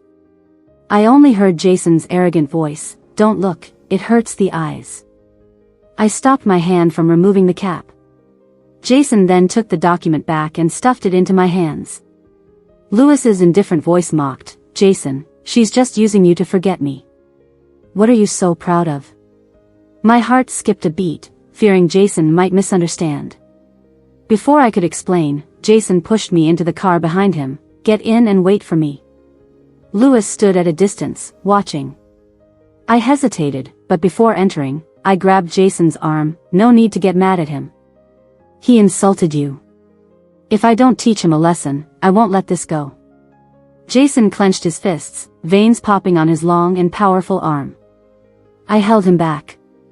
In front of Lewis, I bent down and kissed Jason's lips. "Still mad?" Jason froze, narrowing his dark eyes dangerously as he looked at me. Feeling embarrassed, I softly pleaded, "I'm worried about you getting hurt. Don't be mad." Jason instantly relaxed, like a lion who's been tamed, quietly looked at me. Lewis angrily called out, "Melody, I thought you liked me? You're nuts." I couldn't hold back anymore. I had wanted to curse him since Lewis dramatically insisted he had deep feelings for me. No sane person would act like this. "I did like you before, but I don't like you now." "Why?" Lewis asked furiously. "No reason. I just don't like you anymore, Lewis. I've never felt love with you. You chose me only to avoid people questioning your character, right? You named your new company after me to play on sentimental values so people would choose your products, didn't you? So just drop the act." Lewis was speechless. Jason smirked, pinching my cheek. "My Melody is awesome." "It's because you taught me well," I echoed Jason's words, not looking at Lewis again, getting into the car, and asking Jason to drive away. Lewis stood there, watching for a long time, but what use was it? I wouldn't look back. All those moments I wanted to be with him were shattered by his indifference. So much heartache, so much humility. Did he ever once care about me? No. I felt a sense of loss and sighed. Jason's car suddenly stopped. He turned to look at me. I snapped out of my thoughts and asked, "What's wrong?" Jason placed one hand on the steering wheel, his eyes narrowing slightly. "Thinking about Lewis?" "No." But when I met Jason's gaze, I confessed honestly, yes, I was. But it's not because I like him. I just suddenly realized that he's no longer the person I used to admire. I remembered when I was 16 and liked him the most. He was full of ambition, handsome, and cool. He was always a pristine figure in my heart. But later, his eyes showed too much greed and desire, while my love became too humble. All the good things vanished at that engagement party. I pointed to the road in front of me and told Jason, "I used to love walking down this road because I could walk home with Lewis, but now, thinking back, it's filled with unpleasant memories. On this road, I always watched Lewis's back, watched him protect Anna, watched his cold and distant demeanor." "I have a way to make this memory pleasant," Jason suddenly said. I was puzzled. What way? Jason didn't answer but instead unbuckled his seatbelt and leaned toward me. His handsome face came closer, and he gently kissed me on the face. I opened my eyes wide in surprise, my eyelashes trembling, a bit shy. "Why so sudden?" Jason held the back of my head, moving in even closer. His voice was low and incredibly seductive. "When you're kissing, you need to focus." So, I focused on the kiss. When I almost couldn't breathe, he let go of me and kissed my forehead. "From now on, when you walk down this road, you'll only think of me and this kiss." I couldn't help but smile. "Jason, how many relationships have you been in?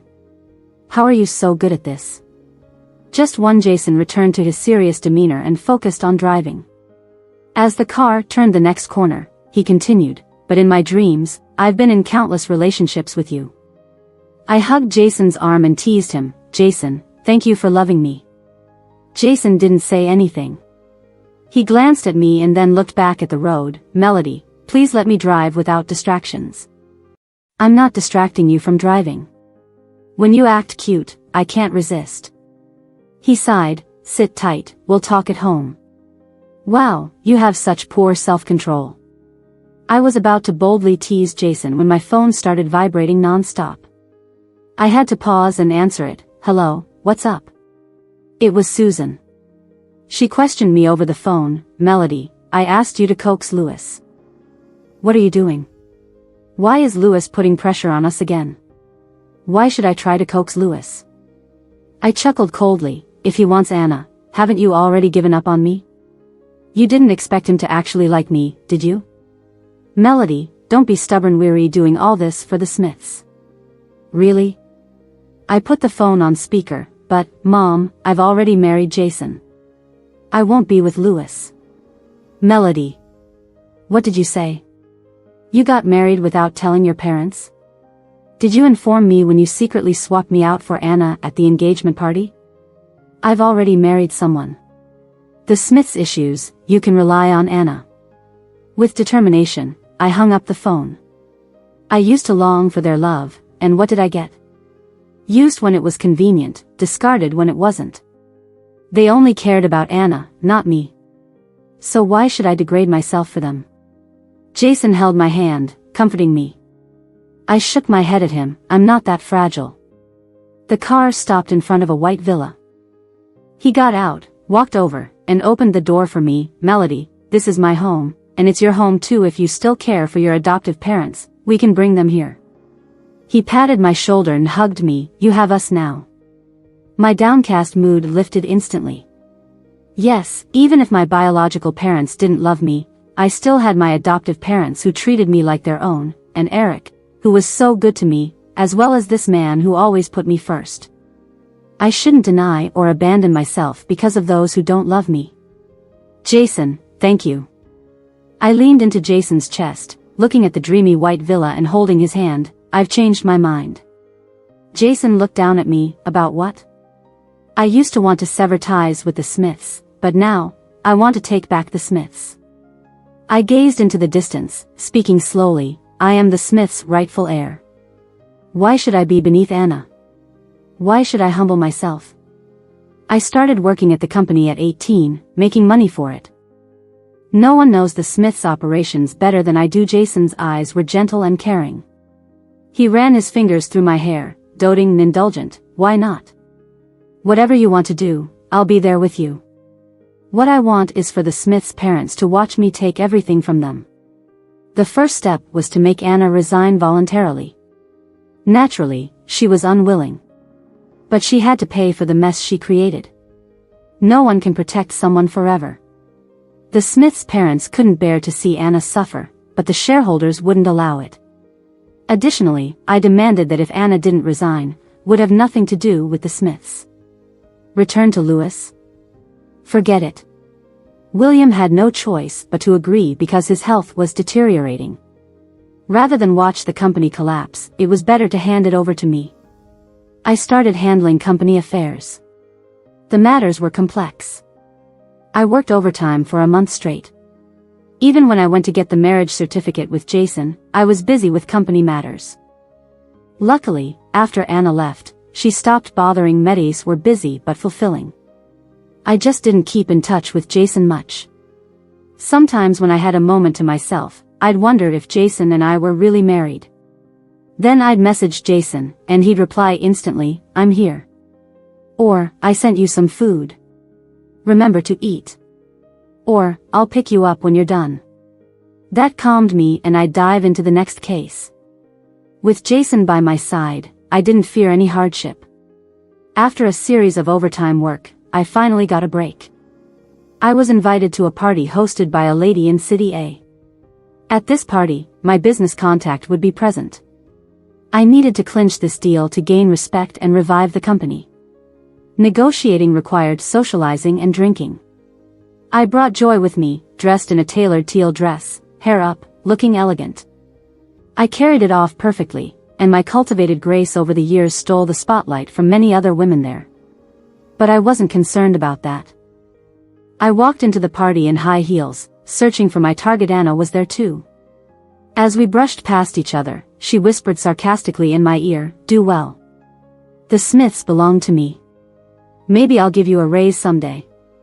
I smirked, my eyes cold. "Sure, let's see if you can laugh until the end." Arrogant much? Anna suddenly glared at me viciously. "You think getting through this crisis will make our parents like you?" Silly Melody, do you know why Lewis agreed to the engagement change initially? I froze mid-step. Anna was pleased with my reaction and continued, "Lewis married me because the Smiths will publicly support him in every event. That's a strong alliance. If he married you, Melody, what could you bring to him?" TSK. Her eyes scanned me disdainfully, just a love-starved country girl, named as the Smiths' successor by our parents. "It's me." I looked at her with a chilling stare. Anna's bright red lips curled. "Do you know why our parents chose me as the heir?" She leaned closer, studying my expression with every word. "Because I begged them, yeah, use the illness act you hate so much." But it worked.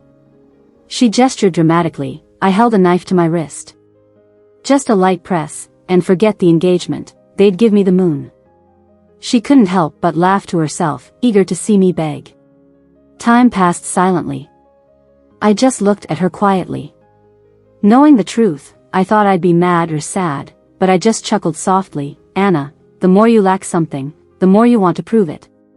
The one who's love-starved and twisted is you." I gazed at her with pity and sympathy. How pathetic is it that you can only validate your worth through feigning illness or suicide? Anna didn't expect my reaction and her smile faltered. She glared at me venomously. "Melody, why so cocky? You'll always be beneath me. I'm the Smiths' true heiress." I shook my head, amused. "Anna, you're not even qualified to be my rival." I turned away in my high heels, leaving her hysterical rage behind. Joy followed closely, fuming. What does she mean? The chairman already decided on her as successor. When the company's struggling, it's you who's negotiating? And Lewis, the jerk, giving up on you for some benefits, now pretending to be devoted? And your parents? Joy was infuriated, summing up, "They all suck. It doesn't matter." I swirled my wine glass. I didn't grow up with them. Their favoritism for Anna is understandable. I just didn't expect them to go this far. "Melody, don't be sad." Joy looked at me sympathetically. "Are you really going to save the company and then hand it to Anna? She's a dunce. You'll end up working for her." I drained my wine glass. "That's my dad's plan. Otherwise, Anna wouldn't have agreed to leave initially. You suffer, resurrect the company, and then Anna takes over? That's just too much." "Take over?" I sneered. "Let's see if she has what it takes." Then I set down my glass and walked into the dance floor. I found a chance to talk to my business contact, but he shook his head and said, "It's break time. No business talk. All right then, I won't disturb you, Mr. Sam." I turned with slight regret, but the young woman beside Mr. Sam stopped me, asking, "Melody, where did you get your dress? It's unique." With my back to Mr. Sam, a trace of satisfaction flashed in my eyes. "I wore this dress on purpose. Mr. Sam is known for loving his family, never letting work cut into family time, hence no business discussions outside work. I had done my homework and knew his daughter loved bespoke gowns. So, I seized the chance, telling her this dress was specially made for me and I'd have it made for her if she liked. I successfully got Mr. Sam's daughter's contact and arranged to bring the tailor over another day. Seeing our friendly chat, Mr. Sam said, "Let me see your proposal." I immediately took it from Joy and handed it to Mr. Sam. "There's no rush, look at it when you have time." With a single party, I achieved my goal. I should have left, but Anna's words made me stay anytime. The people here could be my future business partners. So, I took every chance to chat with different people, men or women. Gossip or business talk, there was always some information I could use. I just drank a bit too much, and my head felt a little dizzy. Joy stayed with me all the time, so I wasn't worried. I leaned on the sofa in the lounge, planning to wait until the banquet was over before going back. It was quiet in the lounge, and I closed my eyes for a while to rest. Footsteps approached. Mistaking them for Joy's, I asked her to get me a glass of water. But Joy didn't respond like she usually did. Instead, a glass of water was handed to me. It didn't feel like Joy. I opened my eyes suddenly and saw Lewis. I quickly sat up, putting some distance between us. "What are you doing here?" I asked. "Are we that unfamiliar now, Melody?" Lewis's long fingers held the glass, his gaze lowered, looking somewhat desolate. "Is Jason really okay with you working so hard?" "I have my own career, he supports me, and that's enough." After a brief silence, Lewis spoke again. "Melody, why won't you come back to me?" He put the glass down, and the bright light made his handsome features even more defined. The deep emotion in his eyes was something I hadn't seen in the 6 years I liked him. "But Lewis, we're in the past now," I said. I got up and walked toward the door. I didn't want to stay alone with Lewis. Lewis blocked me before I could open the door. His dark eyes looked at me. "Melody, you hate the Smiths, right? I can help you destroy them easily, as long as you come back to me. Are you crazy?" I pushed him away without courtesy. "Do you know why I don't like you, Lewis?" He frowned. I continued coldly, "Because you're arrogant. You always do what you want. But Jason is different. He considers what I want. So, I'm not using Jason to forget you. I'm with Jason because he taught me what love is. Lewis, don't disgust me, and don't disgust Jason either." I hurriedly left the banquet, my high heels clapping against the floor. I wanted to see Jason the most at this moment. I quickly told Joy and rushed out.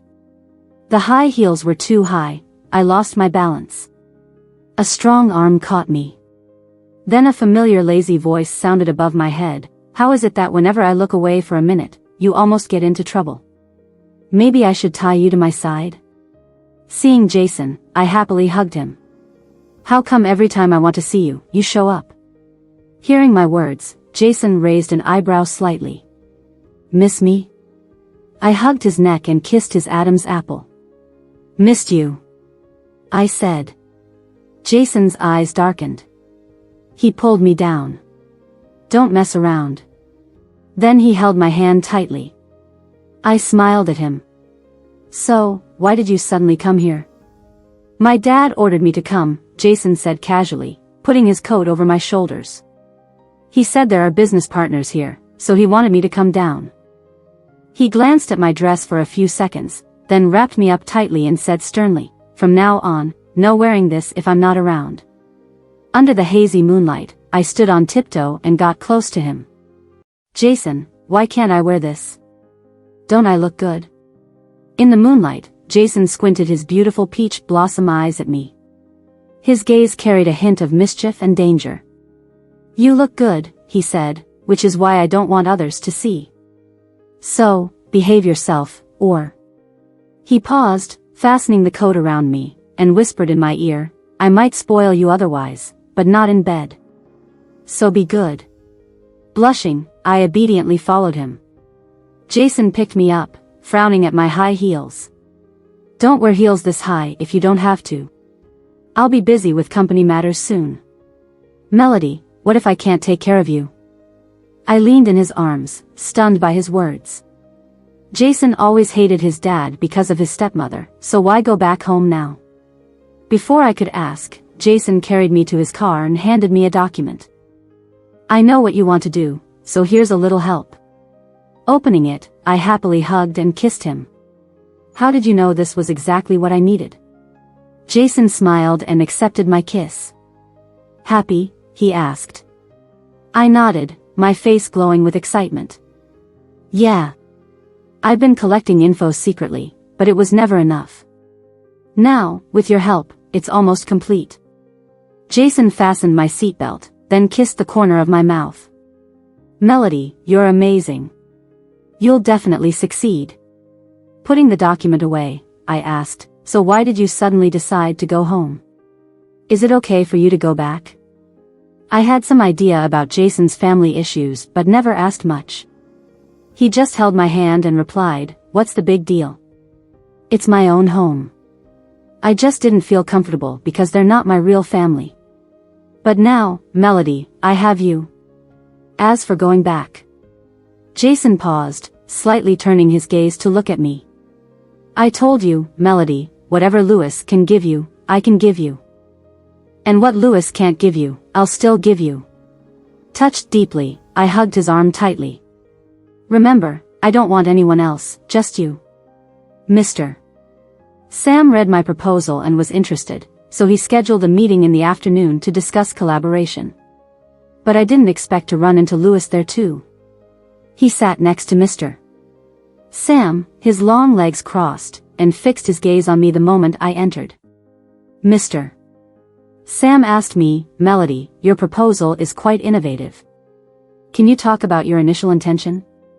My marketing plan was very different from the past methods. Mr. Sam liked it but was hesitant about such a bold move. If my reasons didn't convince Mr. Sam, this cooperation could fall apart. Lewis glanced at me, as if waiting for me to plead with him. Lewis held significant influence in City A. With Lewis's help, Mr. Sam wouldn't question anything further. He waited confidently and decisively for me to speak. I couldn't be bothered to look at him. I stood up directly and clearly explained the business model, product benchmarks, and core competitiveness of the proposal to Mr. Sam. Well done, Melody. Let's sign the contract, Mr. Sam said, inviting me to join for a meal. Lewis joined too. He sat on my left and suddenly said, I kind of miss the times we fought side by side. Mr. Sam didn't understand much Chinese, but he understood the phrase fought side by side.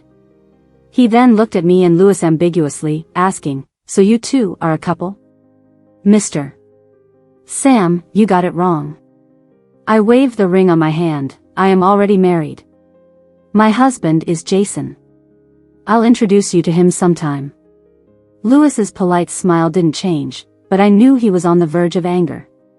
Cutting my steak with a knife and fork, I said casually, "Lewis is very devoted to his fiancée.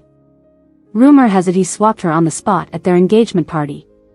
Melody. Mr. Sam, not understanding the tension between us, excused himself. Lewis smirked at me. "Are you still mad at me? Jealous?" He reached out to hold my hand. He blocked it with my fork. He hesitated for a moment. I set down my utensils and said coldly, "Old things get replaced by new ones, especially the rotten ones. You were already replaced a long time ago." Lewis's face stiffened. I didn't look at him anymore and stood up to leave the restaurant. The cool evening breeze touched my face as I stepped out. Just then, I got a call from Jason. "Melody, are you done?" Jason's voice, with its magical quality, instantly dispelled all my fatigue. I told him playfully, "Yes, I'm done." "Where are you?" I assumed he was at work, but Jason said, "Look up." Surprised, I looked over. Jason leaned against a sports car. Tall, with long legs and perfect proportions, his charming and bold demeanor softened when he looked at me. I immediately hung up and ran to him.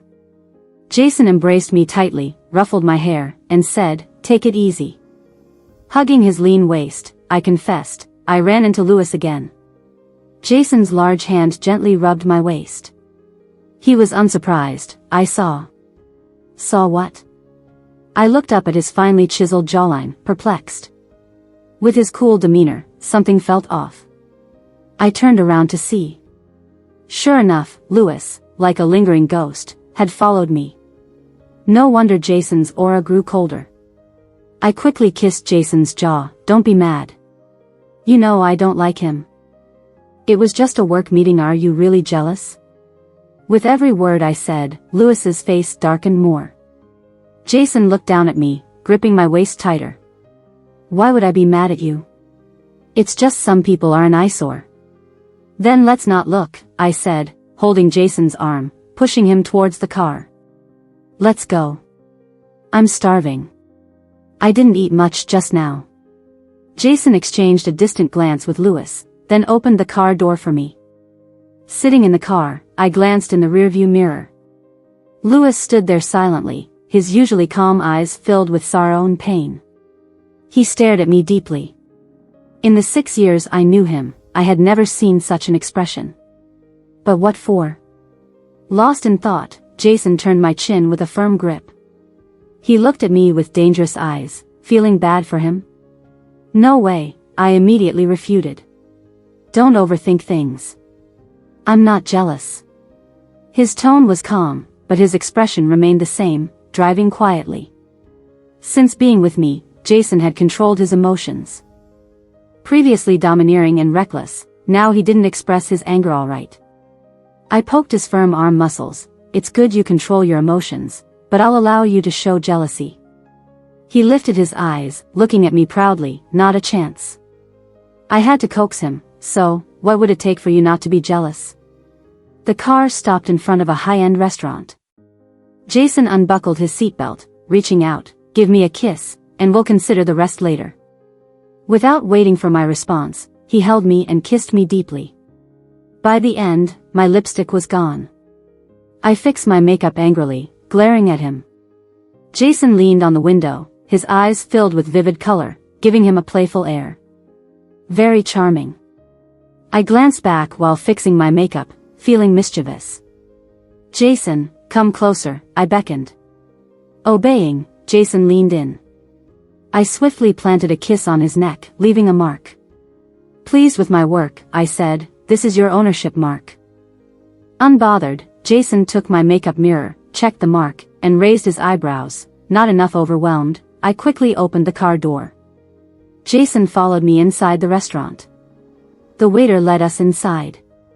Before we got close, we saw Anna, William, and Susan sitting together. They sat in the middle of the hall, and Anna's sweet talk made our parents very happy. "Mom, it's my fault I'm not as capable as Melody. But I promise to be good to you and Dad in the future," Anna said with a sweet voice. William looked at Anna lovingly and said, "Anna, you don't need to be super capable. Handling business is tough. Just let Melody do it. Anna noticed my gaze first and smiled smugly at me. That won't do. I'm also their child. It shouldn't be only Melody working hard, right?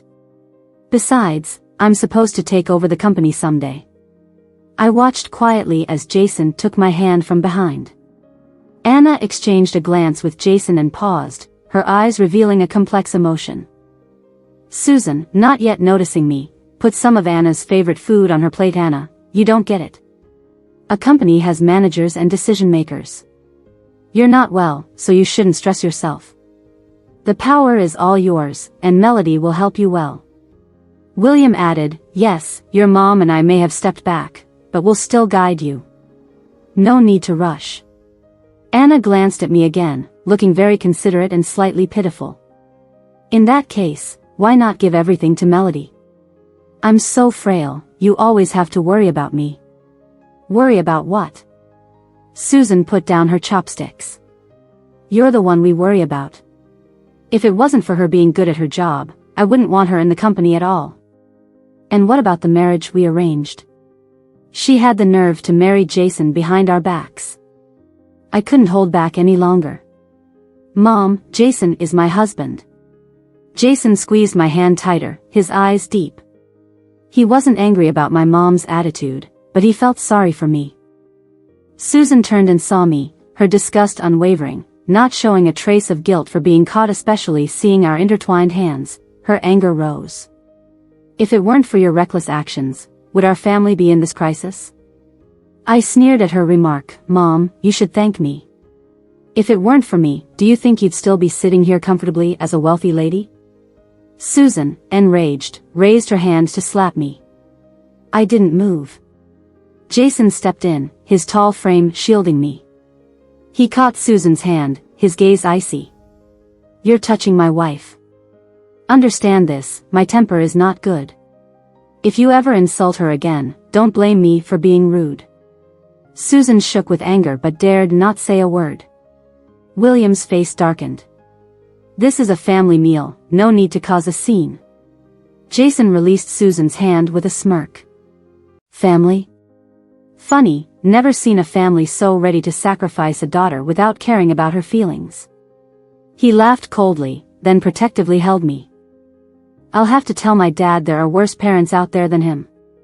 William, looking defeated, said, this is our family matter, Jason, best if you stay out of it. Jason's eyes glinted with coldness. Fine, I won't interfere. But treat my Melody better. Otherwise, the Smiths? I could destroy them easily. How dare you? Susan screamed but, wary of Jason, pointed at me in frustration. Is this your great husband? How can you let him ruin our life's work? Jason, lazily holding my hand, deflected all their anger onto himself. His eyes were incredibly tender as he looked at me. A company? If Melody wants one, I'll give her one. Your life's work is just her practice toy. Get it straight, it's not Melody who needs you, but you who rely on her. With that, Jason stopped talking. He wrapped an arm around my shoulder and looked at me gently. Hungry? Let's go get something good to eat. As we left, Susan slumped angrily in her chair while William's face was full of defeat. His recent health issues made it hard even to manage the company, and with talents like Jason around, his words were indeed true. As for Anna, she watched Jason's retreating figure, eyes gleaming with a hint of eagerness. A month later, the company temporarily overcame its crisis. Joy reported on the work progress when the secretary walked in. Boss, Anna called. She asked if you're coming home for dinner today. I frowned. Lately, Anna frequently asked me home for dinner. She's been showing unusual concern for Jason and me and even apologized, saying she was immature before and finally realized Melody is the best. After fighting for over a decade, I thought we'd never get along. So her sudden niceness surprised me. Boss, Anna's still waiting for your reply. Are you going home tonight? I waved the secretary away. Joy, holding her laptop, puffed irritably. Melody, As your subordinate, I have to say, those people at home aren't worth your sympathy. No forgiveness, got it? I shook my head. I won't. But I'm curious about what Anna's up to. Had the secretary turned down Anna? If she truly had plans, she'd come again. Surely enough, William called me half a month before the board meeting. Melody, Mom and I cooked for you. Are you coming home today? For the first time, William's voice was soft with me. Seeing my hesitation, William added, your marriage to Jason, your mom and I approve. We won't interfere anymore. But since you're married, you ought to bring Jason home, right? You know, for a proper introduction. Yeah, he's right. Jason deserves that sense of ceremony, and I shouldn't skip it.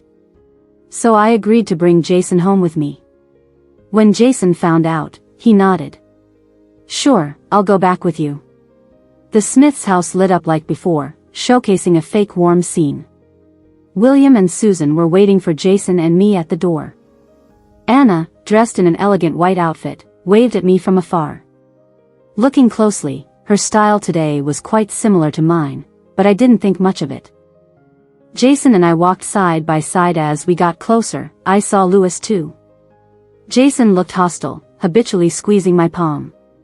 Anna, as if unaware of past events, clung to Lewis's arm and sweetly smiled. Melody, Mom made so many dishes for you. Everyone's gathered today, let's be happy. I nodded slightly in response. Jason didn't even glance her way.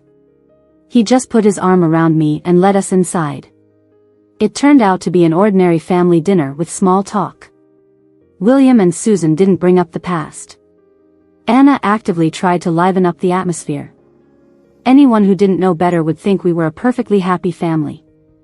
And just as Jason and I were about to leave, Susan subtly asked us to stay the night. Melody, throughout these years, we did wrong. In the future, Mommy won't see you much. Susan spoke with genuine emotions, and her eyes showed guilt towards me. I couldn't bear to refuse. Okay, Jason and I will stay the night. Anna, with an innocent smile, said, Melody, Mommy already prepared a room for Jason. Why not stay and sleep with Mommy tonight? I frowned, feeling something wasn't right. Jason raised an eyebrow, surprisingly accepting on my behalf. All right, we'll stay. I looked at him, and he squeezed my hand, giving me a reassuring look. That night, Susan prepared the bed while chatting. In the future, try to come back more often if you can. I responded while also texting Jason. Why did you agree to stay? I chuckled softly, you didn't have to accommodate me. Jason replied, Melody, do you really believe your family has changed? No, I typed, watching Susan busily preparing. The relationship that's distant for decades can't change overnight. Jason texted back, then let's end it tonight. From now on, you come home with me and never owe your parents anything again. Susan said while fixing the bed, Melody, you sleep first. I'll get another blanket. I stayed in the room, listening to the ticking of the clock on the wall. After a while, footsteps approached without turning. I said, couldn't hold back anymore? You knew? As expected, it was Lewis's voice.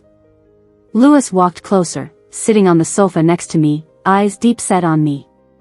The room was dark. Lewis sat nearby, and in the quiet room, he slowly said, Melody, you shouldn't have come back. You still softened towards your parents. I held my phone, the screen lighting up and then going dark. A while passed without a message back from Jason. Lewis's long fingers tapped the chair back, seemingly waiting for something. I frowned. Did my parents send you? No, Anna did. Lewis replied candidly. Anna wants to see if Jason would still love you if he found you and me together. My hand froze, holding the phone. Jason still hadn't replied. I stood up abruptly, knocking over the chair. In the dark room, it made a piercing sound. Lewis leisurely looked at me. Nervous? I stayed calm for a few seconds, my mind racing. No, Jason trusts me. He knows I wouldn't do such a thing. Really? Lewis's voice was calculating. Should we bet on it? I looked at him. Bet on what? He got up and stared at the clock on the wall. Let's bet if, drugged, Jason would touch Anna or not. My mind felt like it exploded. I rushed out, but Lewis blocked me. Melody, if Jason does anything with Anna, you'll be done for. I gritted my teeth and slapped Lewis hard. Such a drama for you all to act out. Act? Lewis's expression didn't change. You know, whether or not Jason touches Anna, it benefits me. Lewis calmly continued, Jason despises his dad for cheating. If he really does something with Anna, it'll torment him. And secondly, he gently pinched my jaw. Melody, without Jason, I can help you too. I was shaking with rage, my chest heaving with fury. I never hated Lewis so much. Jason. My sweet Jason. I whispered. Lewis, let go. I pounded Lewis, but the difference in strength was immense. I couldn't budge him. A loud crash came from Jason's room. My mind snapped. If anything happened to Jason, I didn't know what I'd do. Thinking that, I bit down hard on Lewis's arm. The taste of blood filled my mouth, but Lewis didn't move. A twisted smile crept onto his lips. Hatred, at least, was better than being ignored. I used all my strength to hit and punch Lewis, despairingly glancing towards Jason's room. I'm sorry. If I had known, I wouldn't have brought you here. If it wasn't for my lingering hope in my parents, Jason wouldn't be in this mess. He hated his dad so much. He changed for me. He even agreed to go back to that house. And me? What have I done? I hate you all forever. I shoved Lewis away, stumbling backward. I have to find Jason. I can't bear seeing him hurt because of me. The window was behind me, and Lewis was holding me back. Then I'll jump. If I jump out of the window, I can go save Jason. Lewis seemed to realize my intentions. Fear crossed his usually calm face. Melody, you've gone mad. I won't just stand by and watch you hurt Jason. I grabbed the window frame, hatred almost burning away my sanity. I wanted to destroy the whole Smith family. Lewis, you saved me once. You said that being weak was enabling evil. I mistook gratitude for love. Again and again, you used me, abandoned me. It's my stupidity. It's my mistake. But now you want to hurt the one I love most. I hate you. From now on, I have nothing to do with the Smiths. I wish I could go back 6 years. I screamed wildly. Lewis, I wish I had never met you. Lewis's expression turned cold and crazed. He clenched his fist and punched the wall behind him. Blood trickled from his fingertips as he approached me, pain etched in his eyes. His voice was hoarse, don't jump. I promise, I'll save Jason. Just come down. No, you won't. I'll never trust you again. I held the window, ready to leap. A voice suddenly called out, Melody, I'm here. I looked up abruptly. Jason was holding a knife, his face pale. Blood was streaming from his thigh. I jumped down immediately, shoving Lewis aside as I ran towards him. Jason could barely stand, losing too much blood. He dropped the knife and hugged me. I almost lost myself. Anna emerged behind him, also covered in blood. William and Susan were nowhere to be seen. I held Jason tightly, tears streaming down. I'm so sorry. Let me take you to the hospital. Jason, please, you have to be okay. Jason wiped my tears away. Don't cry. Smile for me. I almost teared up from those ugly women just now. Give me a smile, Melody. Brighten my eyes. He spoke lightly. I pressed on his thigh wound, blood gushing out uncontrollably. Why are you so foolish? Why? I sobbed uncontrollably, forcing myself to calm down and call an ambulance. Jason leaned against me, looking exhausted. There was something in the water they gave me. Melody, I saved a sample. We can report them. You'll never be bullied by them again. I need to get you to a hospital. The ambulance was taking too long. I struggled to lift Jason. Anna blocked my way. Melody, you can't call the police, I was just testing him. Get lost. I kicked Anna away. You forced me to this. I'll never show mercy again. Anna fell to the ground. Susan, who hadn't appeared for a long time, rushed out and helped her up. Melody, what are you doing? Enough. I covered Jason's wound, smiling bitterly. What do I have to do to break ties with you? Why do I have to share the same blood with you? I shouted at Susan with resentment. I never blamed you for not raising me. But why? Why do this to me? Susan was stunned, confusion clouding her face. It was just. Anna wanted to see if Jason was sincere with you. Why are you so angry? No. Enough. I will never step into the Smith house again, Susan. Pretend I was never your daughter. Supporting Jason, I moved forward. Lewis blocked my path again. Melody. Hatred filled my eyes. Lewis, you better pray Jason will be alright, or I will never forgive you. Stop crying. Jason leaned back in the chair, exhausted but still comforting me. Just a flesh wound, really no, don't talk. My tears wouldn't stop. It was my weakness that led to this. If I had cut ties with them earlier, this wouldn't have happened. Jason's wound had stopped bleeding, but his face was pale from blood loss. He frowned at my words. From what your mom said, she didn't know about the drugging. Whether she knew or not, they will pay. I wiped my tears, stepping on the gas, rushing Jason to the hospital. The doctor treated Jason's wound, the smell of blood filling the room. Seeing the severity of the wound, I held Jason's hand heartbroken. My tears flowed non-stop. Jason sighed. It's really nothing. I did it myself. I knew what I was doing. The doctor was surprised, treating his wound as he made the conclusion, you really don't care about yourself. Hearing the doctor, my tears fell even harder. Jason could only beg, Doctor, can't you say something nicer? Look at how scared you made my wife. The doctor finished bandaging Jason and took some blood samples for testing. Jason had been drugged, so they needed to check the blood. He drew 3 vials, glanced at me. Your wife sure cares about you. Be happy about that.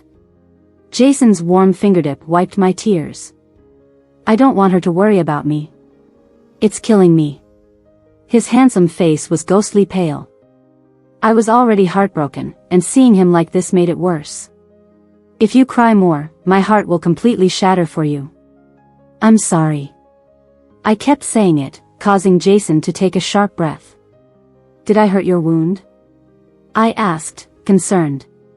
He smiled weakly.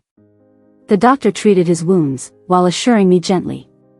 Take it easy, we'll take care of him. The doctor slowed down his movements and had the nurse give Jason an 4. All right, it's just a minor injury. Little girl, don't cry. I nodded. After the doctor left, I sat by Jason's bed. Feeling better? Seeing his pale face, my guilt deepened. Jason closed his eyes and pressed his face into my palm. I just want to sleep for a bit. Okay, you sleep. I'll stay with you. Jason fell into a deep sleep. I got up and walked to the door, wiping my tears as I picked up my phone and dialed a number. Hello, I'd like to report a crime. Half an hour later, Lewis's door lock code was still the same. I entered the code and walked in. He stood under the moonlight, looking at me with deep eyes. His wound wasn't treated, the blood had dried. It was quiet all around, no usual patrols. It was as if he knew I was coming and had sent everyone away beforehand. Lewis. I stood in front of him, holding the knife stained with Jason's blood. Lewis raised his eyes to look at me. The cold moonlight fell on him. Lonely, like a solitary figure. You're here to avenge Jason? He smiled bitterly at me. In such a short time, you've fallen for him? I gripped the knife tightly, my tone sarcastic. For a long time, you didn't love me either, right? His pupils suddenly contracted, and his eyes betrayed pain. His voice was rough. People can't always avoid mistakes. I'm not a god. I know I was wrong. He took a step closer. Melody, can you forgive me once? Too late. As he drew near, I stabbed him in the chest without hesitation. He didn't dodge. Instead, he looked at me with deep affection, his bloody hand touching my cheek. Melody, I failed at love. I was raised to be a money-making machine. His hand fell. I've lost you. Jason stayed in the hospital for half a month. I spent each day figuring out various nourishing soups to make for him. He kept clamoring to be discharged. Baby, I'm really fine now. Look, I can jump and run. He spun around and then ran to pick me up. I can even carry you. I gasped, Jason, don't move. Jason pressed his cheek to mine. I need to work to support you. I'm really fine now. No way. You have to be completely recovered before you can leave. I opened the lunchbox and served him chicken soup. Jason indulged me. All right, having a caring wife is a good thing. He took the chicken soup from me and drank it spoon by spoon. The hospital's LCD screen was displaying the latest news. The chairman's wife of Smith's group was sentenced to prison for illegal harm half a month ago. Jason's blood test showed abnormalities, and the preserved evidence had Anna's and Susan's fingerprints. But neither William nor Susan knew about Anna drugging him. So, I took Anna to court. Susan came to plead with me to forgive Anna. I revealed the truth, and instead of blaming Anna, Susan slapped herself. It's my fault. I didn't raise Anna properly. Then she took the blame for Anna. And today, the verdict was out. As I heard the news, Jason put down the soup, holding my hand. Are you okay? I'm fine. I turned off the TV, not wanting to see Susan's haggard appearance. Jason patted my hand, and before he could speak, the door was pushed open. William, looking equally haggard, stood in front of me. Melody, do you really want your mom to go to jail? William looked haggard, lacking his usual authoritative demeanor as chairman. His hair was gray, and he seemed 10 years older. Your mother and I spoiled Anna, which hurt you. That's our fault. But your mother is old now, if she stays in jail any longer. Jason frowned, wanting to protect me. I signaled him to finish his soup. Then I turned to William. If you really think Anna did wrong, let her go to jail. Why come to me? William clutched his chest, gasping for breath. His health had been deteriorating for over half a year. These days of stress made it worse. He coughed violently, needing to hold onto the doorframe to stand. He looked at me. Melody, Dad is begging you. Your mother can't go to jail. Dad. I looked up, my face expressionless.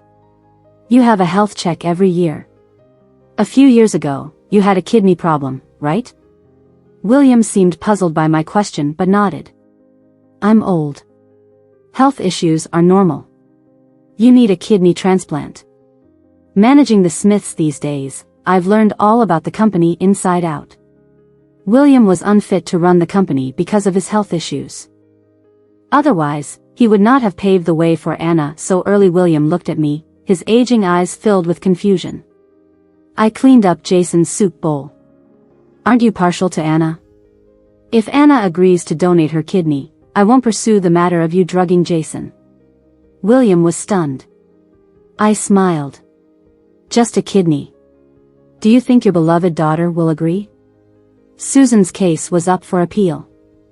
The board meeting was about to be held, and Jason was discharged. Still, no clear news from William's side. Today, we would know if Anna agreed to the transplant. Before the board meeting, Jason drove me to the office. I wore a professional suit, looking sharp and efficient. Jason had one hand on the steering wheel, eyeing me. Want me to go with you? No need. I applied a strong red lipstick, turning to Jason. How do I look? Jason's dark eyes flickered, his Adam's apple bobbing. Baby, you in this suit. His voice was hoarse. I just want to hide you away so no one else can see you. I pursed my red lips and leaned close to him, my breath brushing against his ear. Jason, wait for me to come back tonight. He froze, his eyes flashing with a dangerous light. Trying to tease me? Blushing, I moved away from his ear and tucked my hair behind it. He sighed, pointing to somewhere. When you come back victorious, don't just tease and not take responsibility. Then he gently squeezed my palm. I'll be here waiting for you. Okay. I pushed open the car door. Joy had been waiting for me at the company entrance. She waved at me, and I walked toward her confidently. William sat in the main seat, looking even more haggard with a face full of troubled worry.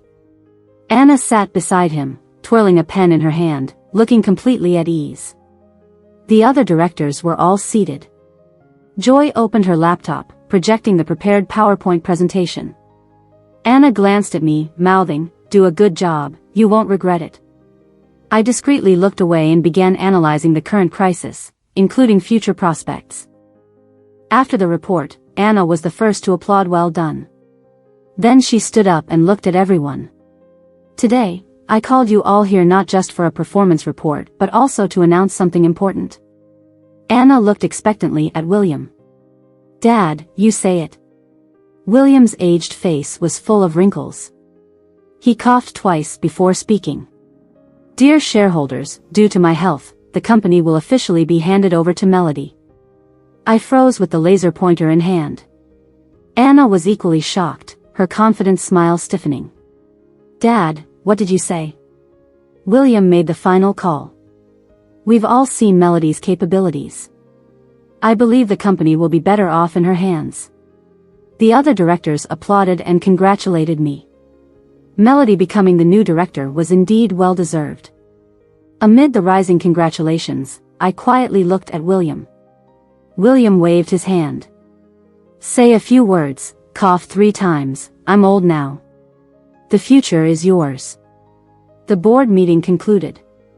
Anna slumped into her seat, devastated. Dad! Didn't you say you were giving the company to me? William's coughing grew more intense. Anna didn't care about his health and began questioning him. I sat at my seat, watching the two of them. Anna cried and wailed, unwilling to accept that I was taking over the company. I lightly tapped the table, looking at the elderly father. So in the end, you didn't even ask Anna, did you? You want me to feel guilty and spare Mom? William held his waist. Your sister is in poor health, I can't. My tapping stopped, and even Joy, who was packing up, looked incredulous. Joy knew William needed a kidney transplant. And what William left unsaid was quite clear. The room fell into a deathly silence. I thought my heart was already scarred enough that nothing could hurt me more.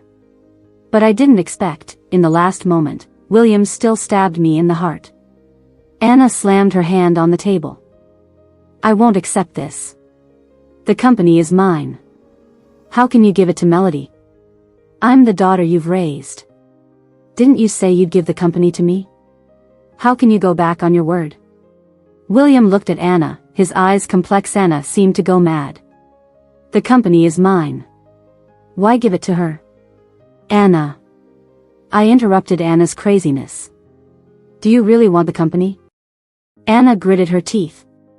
Don't think you've won. Until the last moment, it's still mine. My eyes grew cold. Everything will be resolved today. Anna, do you know Dad has kidney disease? Anna was stunned but showed no concern. Instead, she was cruel. So what? What does that have to do with me? She pointed at William. You gave the company to Melody. You deserve it. William didn't expect Anna to be so agitated without the company and struggled to catch his breath. How pitiful, how laughable. Unable to breathe, William passed out. Joy quickly called for help, sending William to the hospital. Anna showed no concern, instead snorting. Dead would be better. Holding the unissued documents, I quietly listened to Anna's madness. Anna suddenly stood and watched as William was taken away. She exaggeratedly smiled at me. These parents, they already had me and still wanted to bring you back. Wasn't I good enough for them? Why did they need you? Why did they need you? Anna pounded the table. She then glared at me viciously. Melody. If you weren't here, the company would be mine. Lewis would be mine too. Why did you come back? Why did Mom and Dad bring you back? If you die, I'll be free. She suddenly lunged at me. I stepped back. A chair crashed into Anna's back. Jason stood there, face cold like a dark deity. Try touching her. Anna deflated like a punctured balloon, slumping to the ground, laughing and crying. Finally, she cried her heart out. Jason walked over to me, looking worried. Are you okay? I shook my head at him. Jason called the police, and they took Anna away. The charge of intentional harm would bring her a lot of trouble. Before the police took Anna away, I called out to her, Anna, do you know why William changed his mind and gave the company to me? Anna's face was full of hate. Looking at her, I spoke slowly. He needs a kidney transplant. He couldn't bear to ask you. He wanted to give the company to me, hoping that while I bear the risks, I'd also show leniency to you. I laughed again and said, you lost all your love by yourself. Is the company really that important? Anna's face turned ashen in an instant. Words can be more hurtful than killing. If she had any conscience, she would live in regret for the rest of her life. Jason wrapped his arm around my shoulders, his eyes full of heartbreak. Anna confessed, and William was hospitalized. When I went to see William, he had tubes connected to him and was suffering from pain. He looked at me with his aged and dull eyes. I told him everything that had happened over the past few days, bit by bit. Your precious daughter still ended up in jail. William's eyelid twitched. I continued, you don't have to use the company's ethics to bind May. Placed a document on his pillow. Dad, the company has long been mine. During the crisis, I quietly made a move. I bought up shares at a high price, plus the portion Jason gave me. I held the most shares. Meaning, even without William, the company was mine. I expressionlessly put my hand on William's oxygen mask. His eyes widened. I continued slowly, I won't give you a kidney, but I also won't abandon you. Spend the rest of your time in the hospital, and watch Anna suffer. I withdrew my hand. You brought all this upon yourselves. Jason was waiting for me outside the ward. When I came out, I was exhausted like I'd just fought a battle. He put his arm around my shoulder. You okay? I felt a wave of emptiness, leaning into his embrace. Jason, was I too ruthless? Jason gently patted my back and softly asked, feeling soft? I snuggled into his chest like a kitten. No. But after all, there are blood ties. Jason scooped me up in his arms, his deep voice tinged with coldness. Not making a move against them is my greatest mercy. 3 months later, the company was back on track. I was busy running between the company and home every day. Jason had brought my adoptive parents over, and Eric came to City A for a vacation after his college entrance exams. He even brought his girlfriend, and their affection made everyone exclaim how overwhelming it was. Jason sighed in front of me every day, baby, we can't be outdone by your brother. I was handling my work when Jason got close to me, can we snuggle? I'm busy. I quickly flipped through the documents. I'll be off for 6 months later. There's a lot of work now, so bear with it. Jason propped his chin with one hand, staring at me intensely. You'll be off later? Are we going on a honeymoon? My hand paused while signing. I looked up at Jason. Well. Jason kept staring at me, filled with endless fantasies. Or did you finally agree to have a wedding? We only got the certificate, you haven't officially announced it. Well. I put away my pen and looked at him apologetically. The wedding and honeymoon might have to wait. I have something else. Jason immediately stood up straight. What is it? Are you running away with some other guy? It could be a guy, or it could be a girl. Jason narrowed his eyes dangerously, oozing jealousy. Baby, I'll give you a chance to rephrase that. Jason. I put down the document, took out a medical report from my bag, and handed it to him. I need to take care of our baby. In his shocked expression, I pouted. And you're still being mean to me.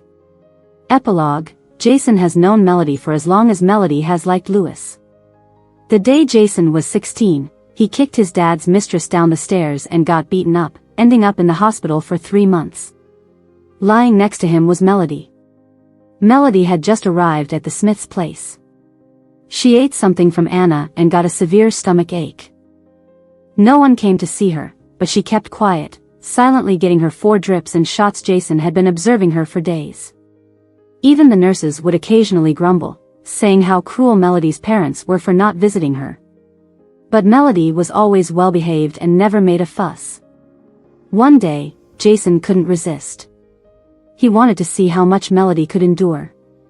So he said to her, "I saw your parents buying clothes for your sister the day before I got admitted. Aren't you mad?" Melody was doing her homework. She paused for a moment but didn't react otherwise. Jason, with his leg in a cast, sneered, "Coward. They're your parents, yet you don't dare to fight back when they're unfair to you." Melody said nothing. She pressed the call button to get a nurse to change her for. Then, in a sweet, soft voice, she asked the nurse when she could leave the hospital. She was so considerate that even the nurse couldn't help but feel pity for her and gently touched her hair, saying she could leave after another 4 session. The next day Melody nodded and lay back quietly. Jason continued to provoke her. "I heard you're the long-lost daughter of the Smiths. Aren't you angry your parents treat you like this? Don't you want to cause a scene?" In a city, news about the few wealthy families traveled fast. Melody finally reacted. She looked at the good-looking but very talkative boy in front of her and asked, "Have your parents visited you at all since you've been here?" Jason was momentarily stunned. Hospitals hadn't been quiet since he was admitted. Refusing to cooperate with doctors was a daily occurrence. He retorted, "I don't need them to visit me. I don't need a family like that. He dares to find me a stepmother, and I'll make his life miserable forever." Melody looked up, her high ponytail making her face look even smaller. She stared at Jason. Annoyed, Jason said, "What are you looking at? Are you feeling sorry for me too?" He raised the pillow next to him, about to throw it at her, but Melody wasn't scared at all. She turned away calmly and said, "If I were you, I would cooperate with treatment. I wouldn't punish myself for others' mistakes. I would seize every opportunity to climb up. If your dad is bad to you, you should be even better so he regrets it, and then you can reject him." That was the first time Melody said so much to him. Jason put the pillow down. "Like you know so much. Have you ever made your parents regret anything?" Melody ignored him and left the hospital the next day. Jason was furious. How could a fellow patient just leave without a word? They met again a month later at the opening ceremony of a city's elite school. Jason skipped the ceremony and was loafing on a deserted balcony. Nearby, he overheard a group of students talking. "Did you hear? The Smith's eldest daughter is back. But what about Anna then? Don't mention it, Anna is furious, but this Melody is amazing. Her parents weren't even going to let her study here, but she kept so quiet and well-behaved after coming to the Smiths that they felt guilty and paid for her tuition here. She's pretty smart. I heard she got sick from something Anna gave her. Who knows, maybe it was an act." Laughing, the group walked away. Jason lowered the book covering his face and saw Melody standing nearby, having heard everything. He looked at her, but she ignored him. Jason, with his pride, thought, "If you ignore me, I'll ignore you. Maybe if you talk to me, I'd even help teach those gossipers a lesson." But Melody walked away expressionlessly. Jason held a grudge and vowed never to speak to her again. But a month later, they crossed paths once more. Jason handed in a blank test and was called to the office to call his parents. Melody was there too, being praised for her top scores in the first exam of the school year. Jason wanted to congratulate her, but Melody didn't recognize him. She bowed politely to the teacher and left. Jason then got scolded for half an hour. He nonchalantly cleaned his ear and said, "My dad won't come. Want me to call my nanny?"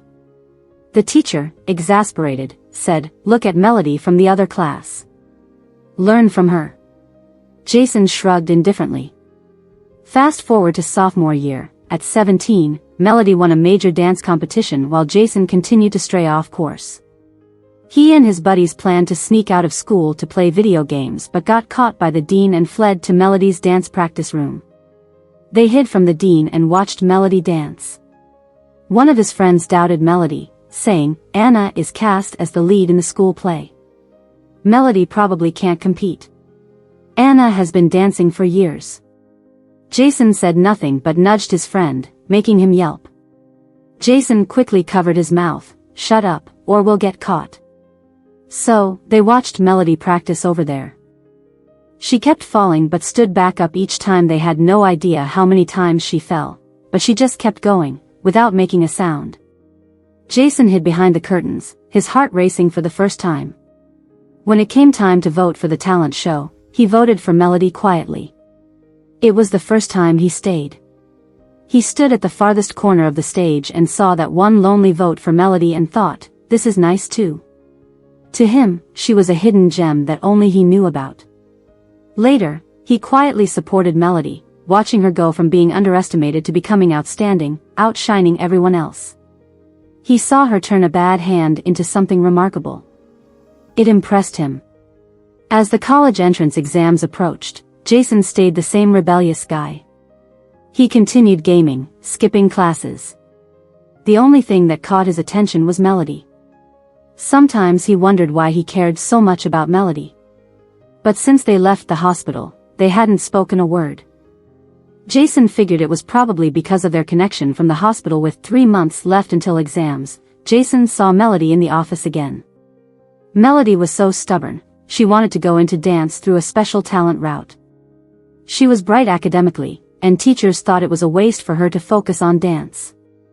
They tried persuading her, but she simply said she loved dancing too much to let it go.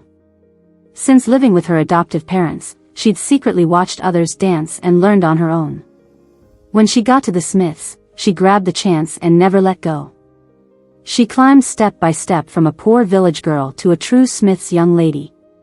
Watching from afar, Jason suddenly felt his life was meaningless. He saw Melody persuade the teachers to let her use the school's dance room outside of class time. After she left, Jason lifted his head from the teacher's lengthy pep talk. 3 months left. Could his brains pull it off? Jason considered turning things around. The teachers got super excited. They said the school and his dad would give him every good resource if he'd just take it seriously. Jason hesitated, then agreed to give it a shot. He hadn't properly taken a test since starting high school. But honestly, he could grasp those concepts if he really studied hard. After all, before falling out with his grandpa, he did get elite education from the family.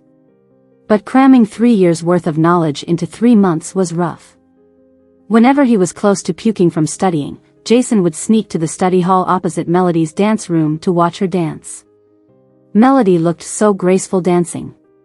Sometimes, watching her made his mouth go dry and his face flush. One time, he even dreamed about her. The day after dreaming of her, he skipped studying all day and sat outside the empty dance room. He decided then, if he scored well on the exams, he'd confess to Melody. But only if he scored well. So, Jason worked harder. He used every resource he could. He didn't care about the old man anymore. He just wanted to do it right. Finally, he got a decent score after the exams. His grandpa was thrilled and gave him a big reward. Jason ignored it and went straight to school to find Melody. He found out Melody did well too and got into the art school she wanted. He wanted to confess, to follow her wherever she went. But when Jason found Melody, he saw her confessing to Lewis. Jason heard his heart break but felt a bit relieved. At least Lewis didn't accept her confession. But Jason forgot how stubborn Melody was. She'd never give up. Lewis explained that at first, he thought Anna might be the lost Smith daughter, and a DNA test confirmed she was. And there was a long-time engagement between the Smiths' young lady and Lewis. That shattered Jason's heart completely. His first love ended before it even began. He drank with his boys to blow off steam from the exams, got drunk for 2 days, and then learned that Melody gave up dancing for finance to be with Lewis. Jason felt both heartache and frustration, but what could he do? She must like Lewis a lot to give up something she loved so much. Jason laughed bitterly. He acted more reckless and flamboyant but didn't entirely give up on himself. He broke away from his grandpa to start his own video game company, racing and gaming, always defying his father.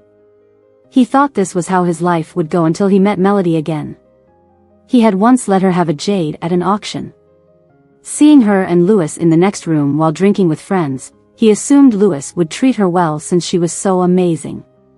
But no.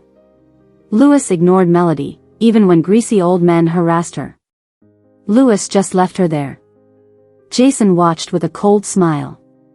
What was this? The girl he adored but couldn't have was being disregarded? Drunk, he found an excuse to beat up the greasy old man, paying a huge sum afterward. After the beating, he wanted to let go too. Why hold on if she only liked Lewis? Letting go would free himself. Melody didn't even know him anyway, but why did he keep running into Melody again? He started running into Melody a lot, at his dad's birthday party, at auctions, at negotiation tables. By pure chance, he saw all the unexpected sides of her. But he didn't even have the right to know her. Jason sometimes wondered if God was just messing with him. The person he couldn't have kept appearing in front of him. He wanted to casually talk to her, to leave no regrets, but she was always with Lewis. One day, their families planned a huge engagement party that shook the entire city. Jason drank himself silly at a bar. It was really the last time he'd think about her. But then he saw Melody at the bar. Melody was drinking with colleagues, looking unhappy. He overheard her say she was getting engaged but felt incredibly anxious. Her colleague said it was pre-engagement jitters. She shook her head sadly. I feel like his heart isn't with me. Will he settle down once we're engaged? Then she and her colleagues got up to leave the bar. As she walked by, Jason, almost out of instinct, grabbed her hand. Can we be friends? He slurred, his eyes hazy under the lights. Let's just say he was drunk. She looked at him like she recognized him for the first time. You are. Before she could finish, her friend pulled her away. Come on, let's go. It's not good to mess with him. And she was gone. Jason let his hand drop, her warmth still lingering on his palm. She was really getting engaged. At the engagement party, he gave a big gift but couldn't resist showing up. What he saw blew his mind. She looked bullied and could only endure it. He couldn't stand it and stepped in to help her. She and Lewis were finally done. Jason was ecstatic, so much that he almost went crazy. Every day, he found reasons to be with her, joke with her, tease her. Melody was initially confused. Jason, aren't you busy? She'd ask. He'd just grin. I'm a rich kid, my daily task is to make pretty girls happy. Melody said nothing, still politely declining his advances. He didn't give up. He pursued her every day, sending flowers, gifts she liked. Whenever someone mocked or bullied her, he'd fight back. He was terrified she might think of Lewis again. Every second, he wanted to be by her side. Eventually, she became less distant, but still rejected him.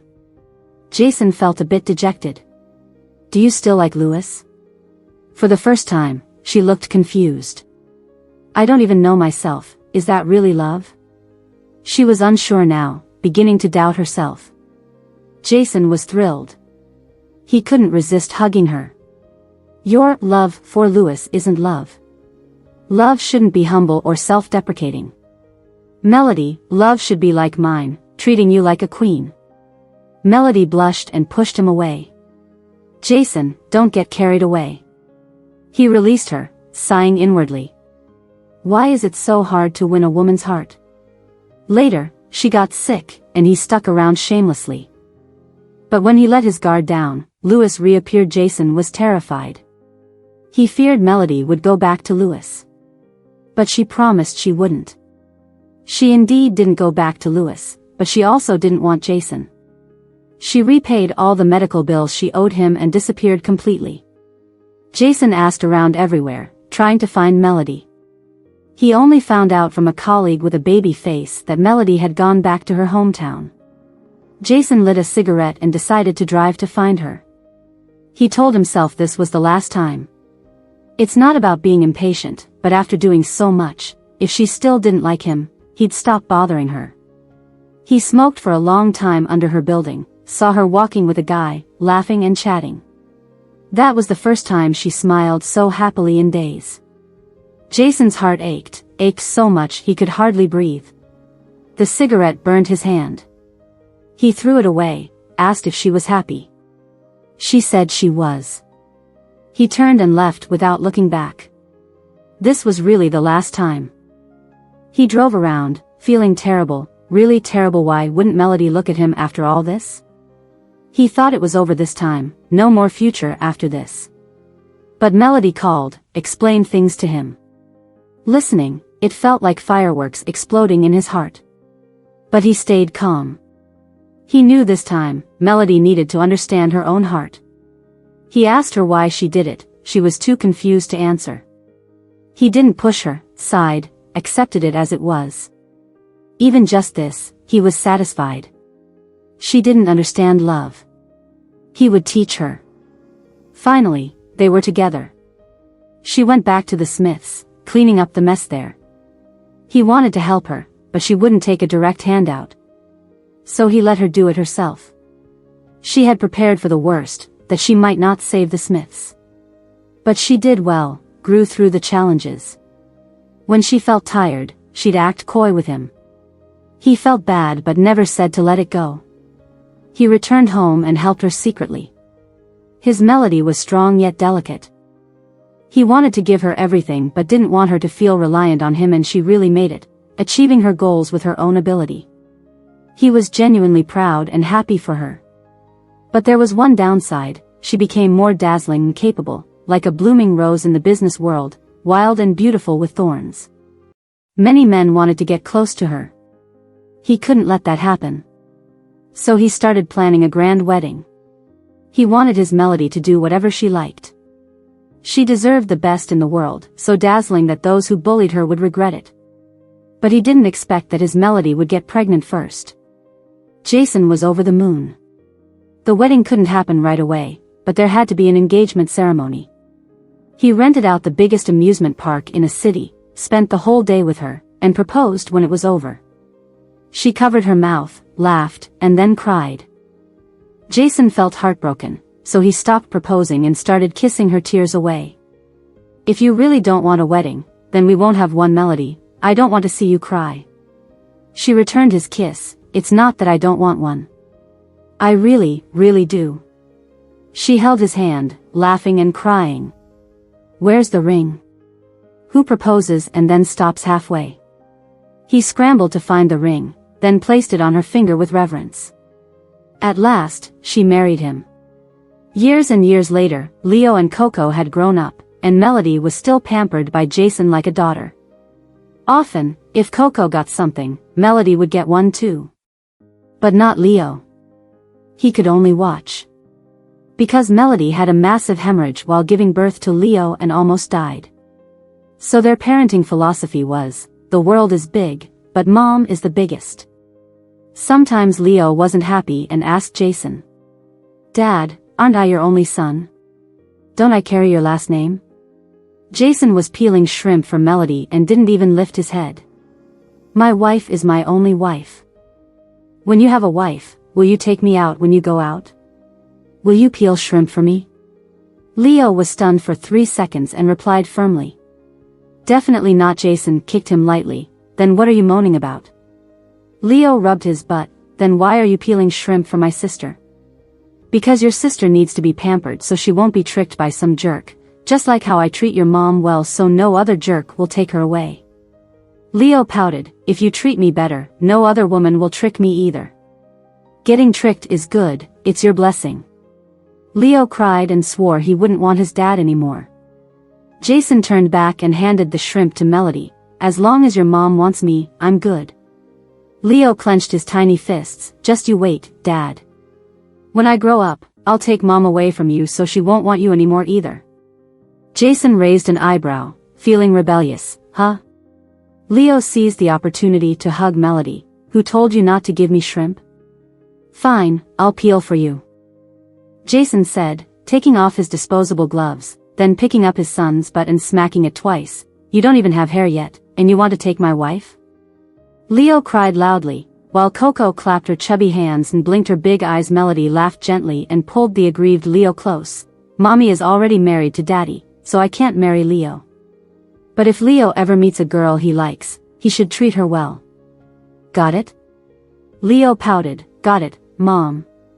I'll treat her as good as Daddy treats you. Jason snorted, then turned and looked tenderly at Melody. No one can treat you as well as I do.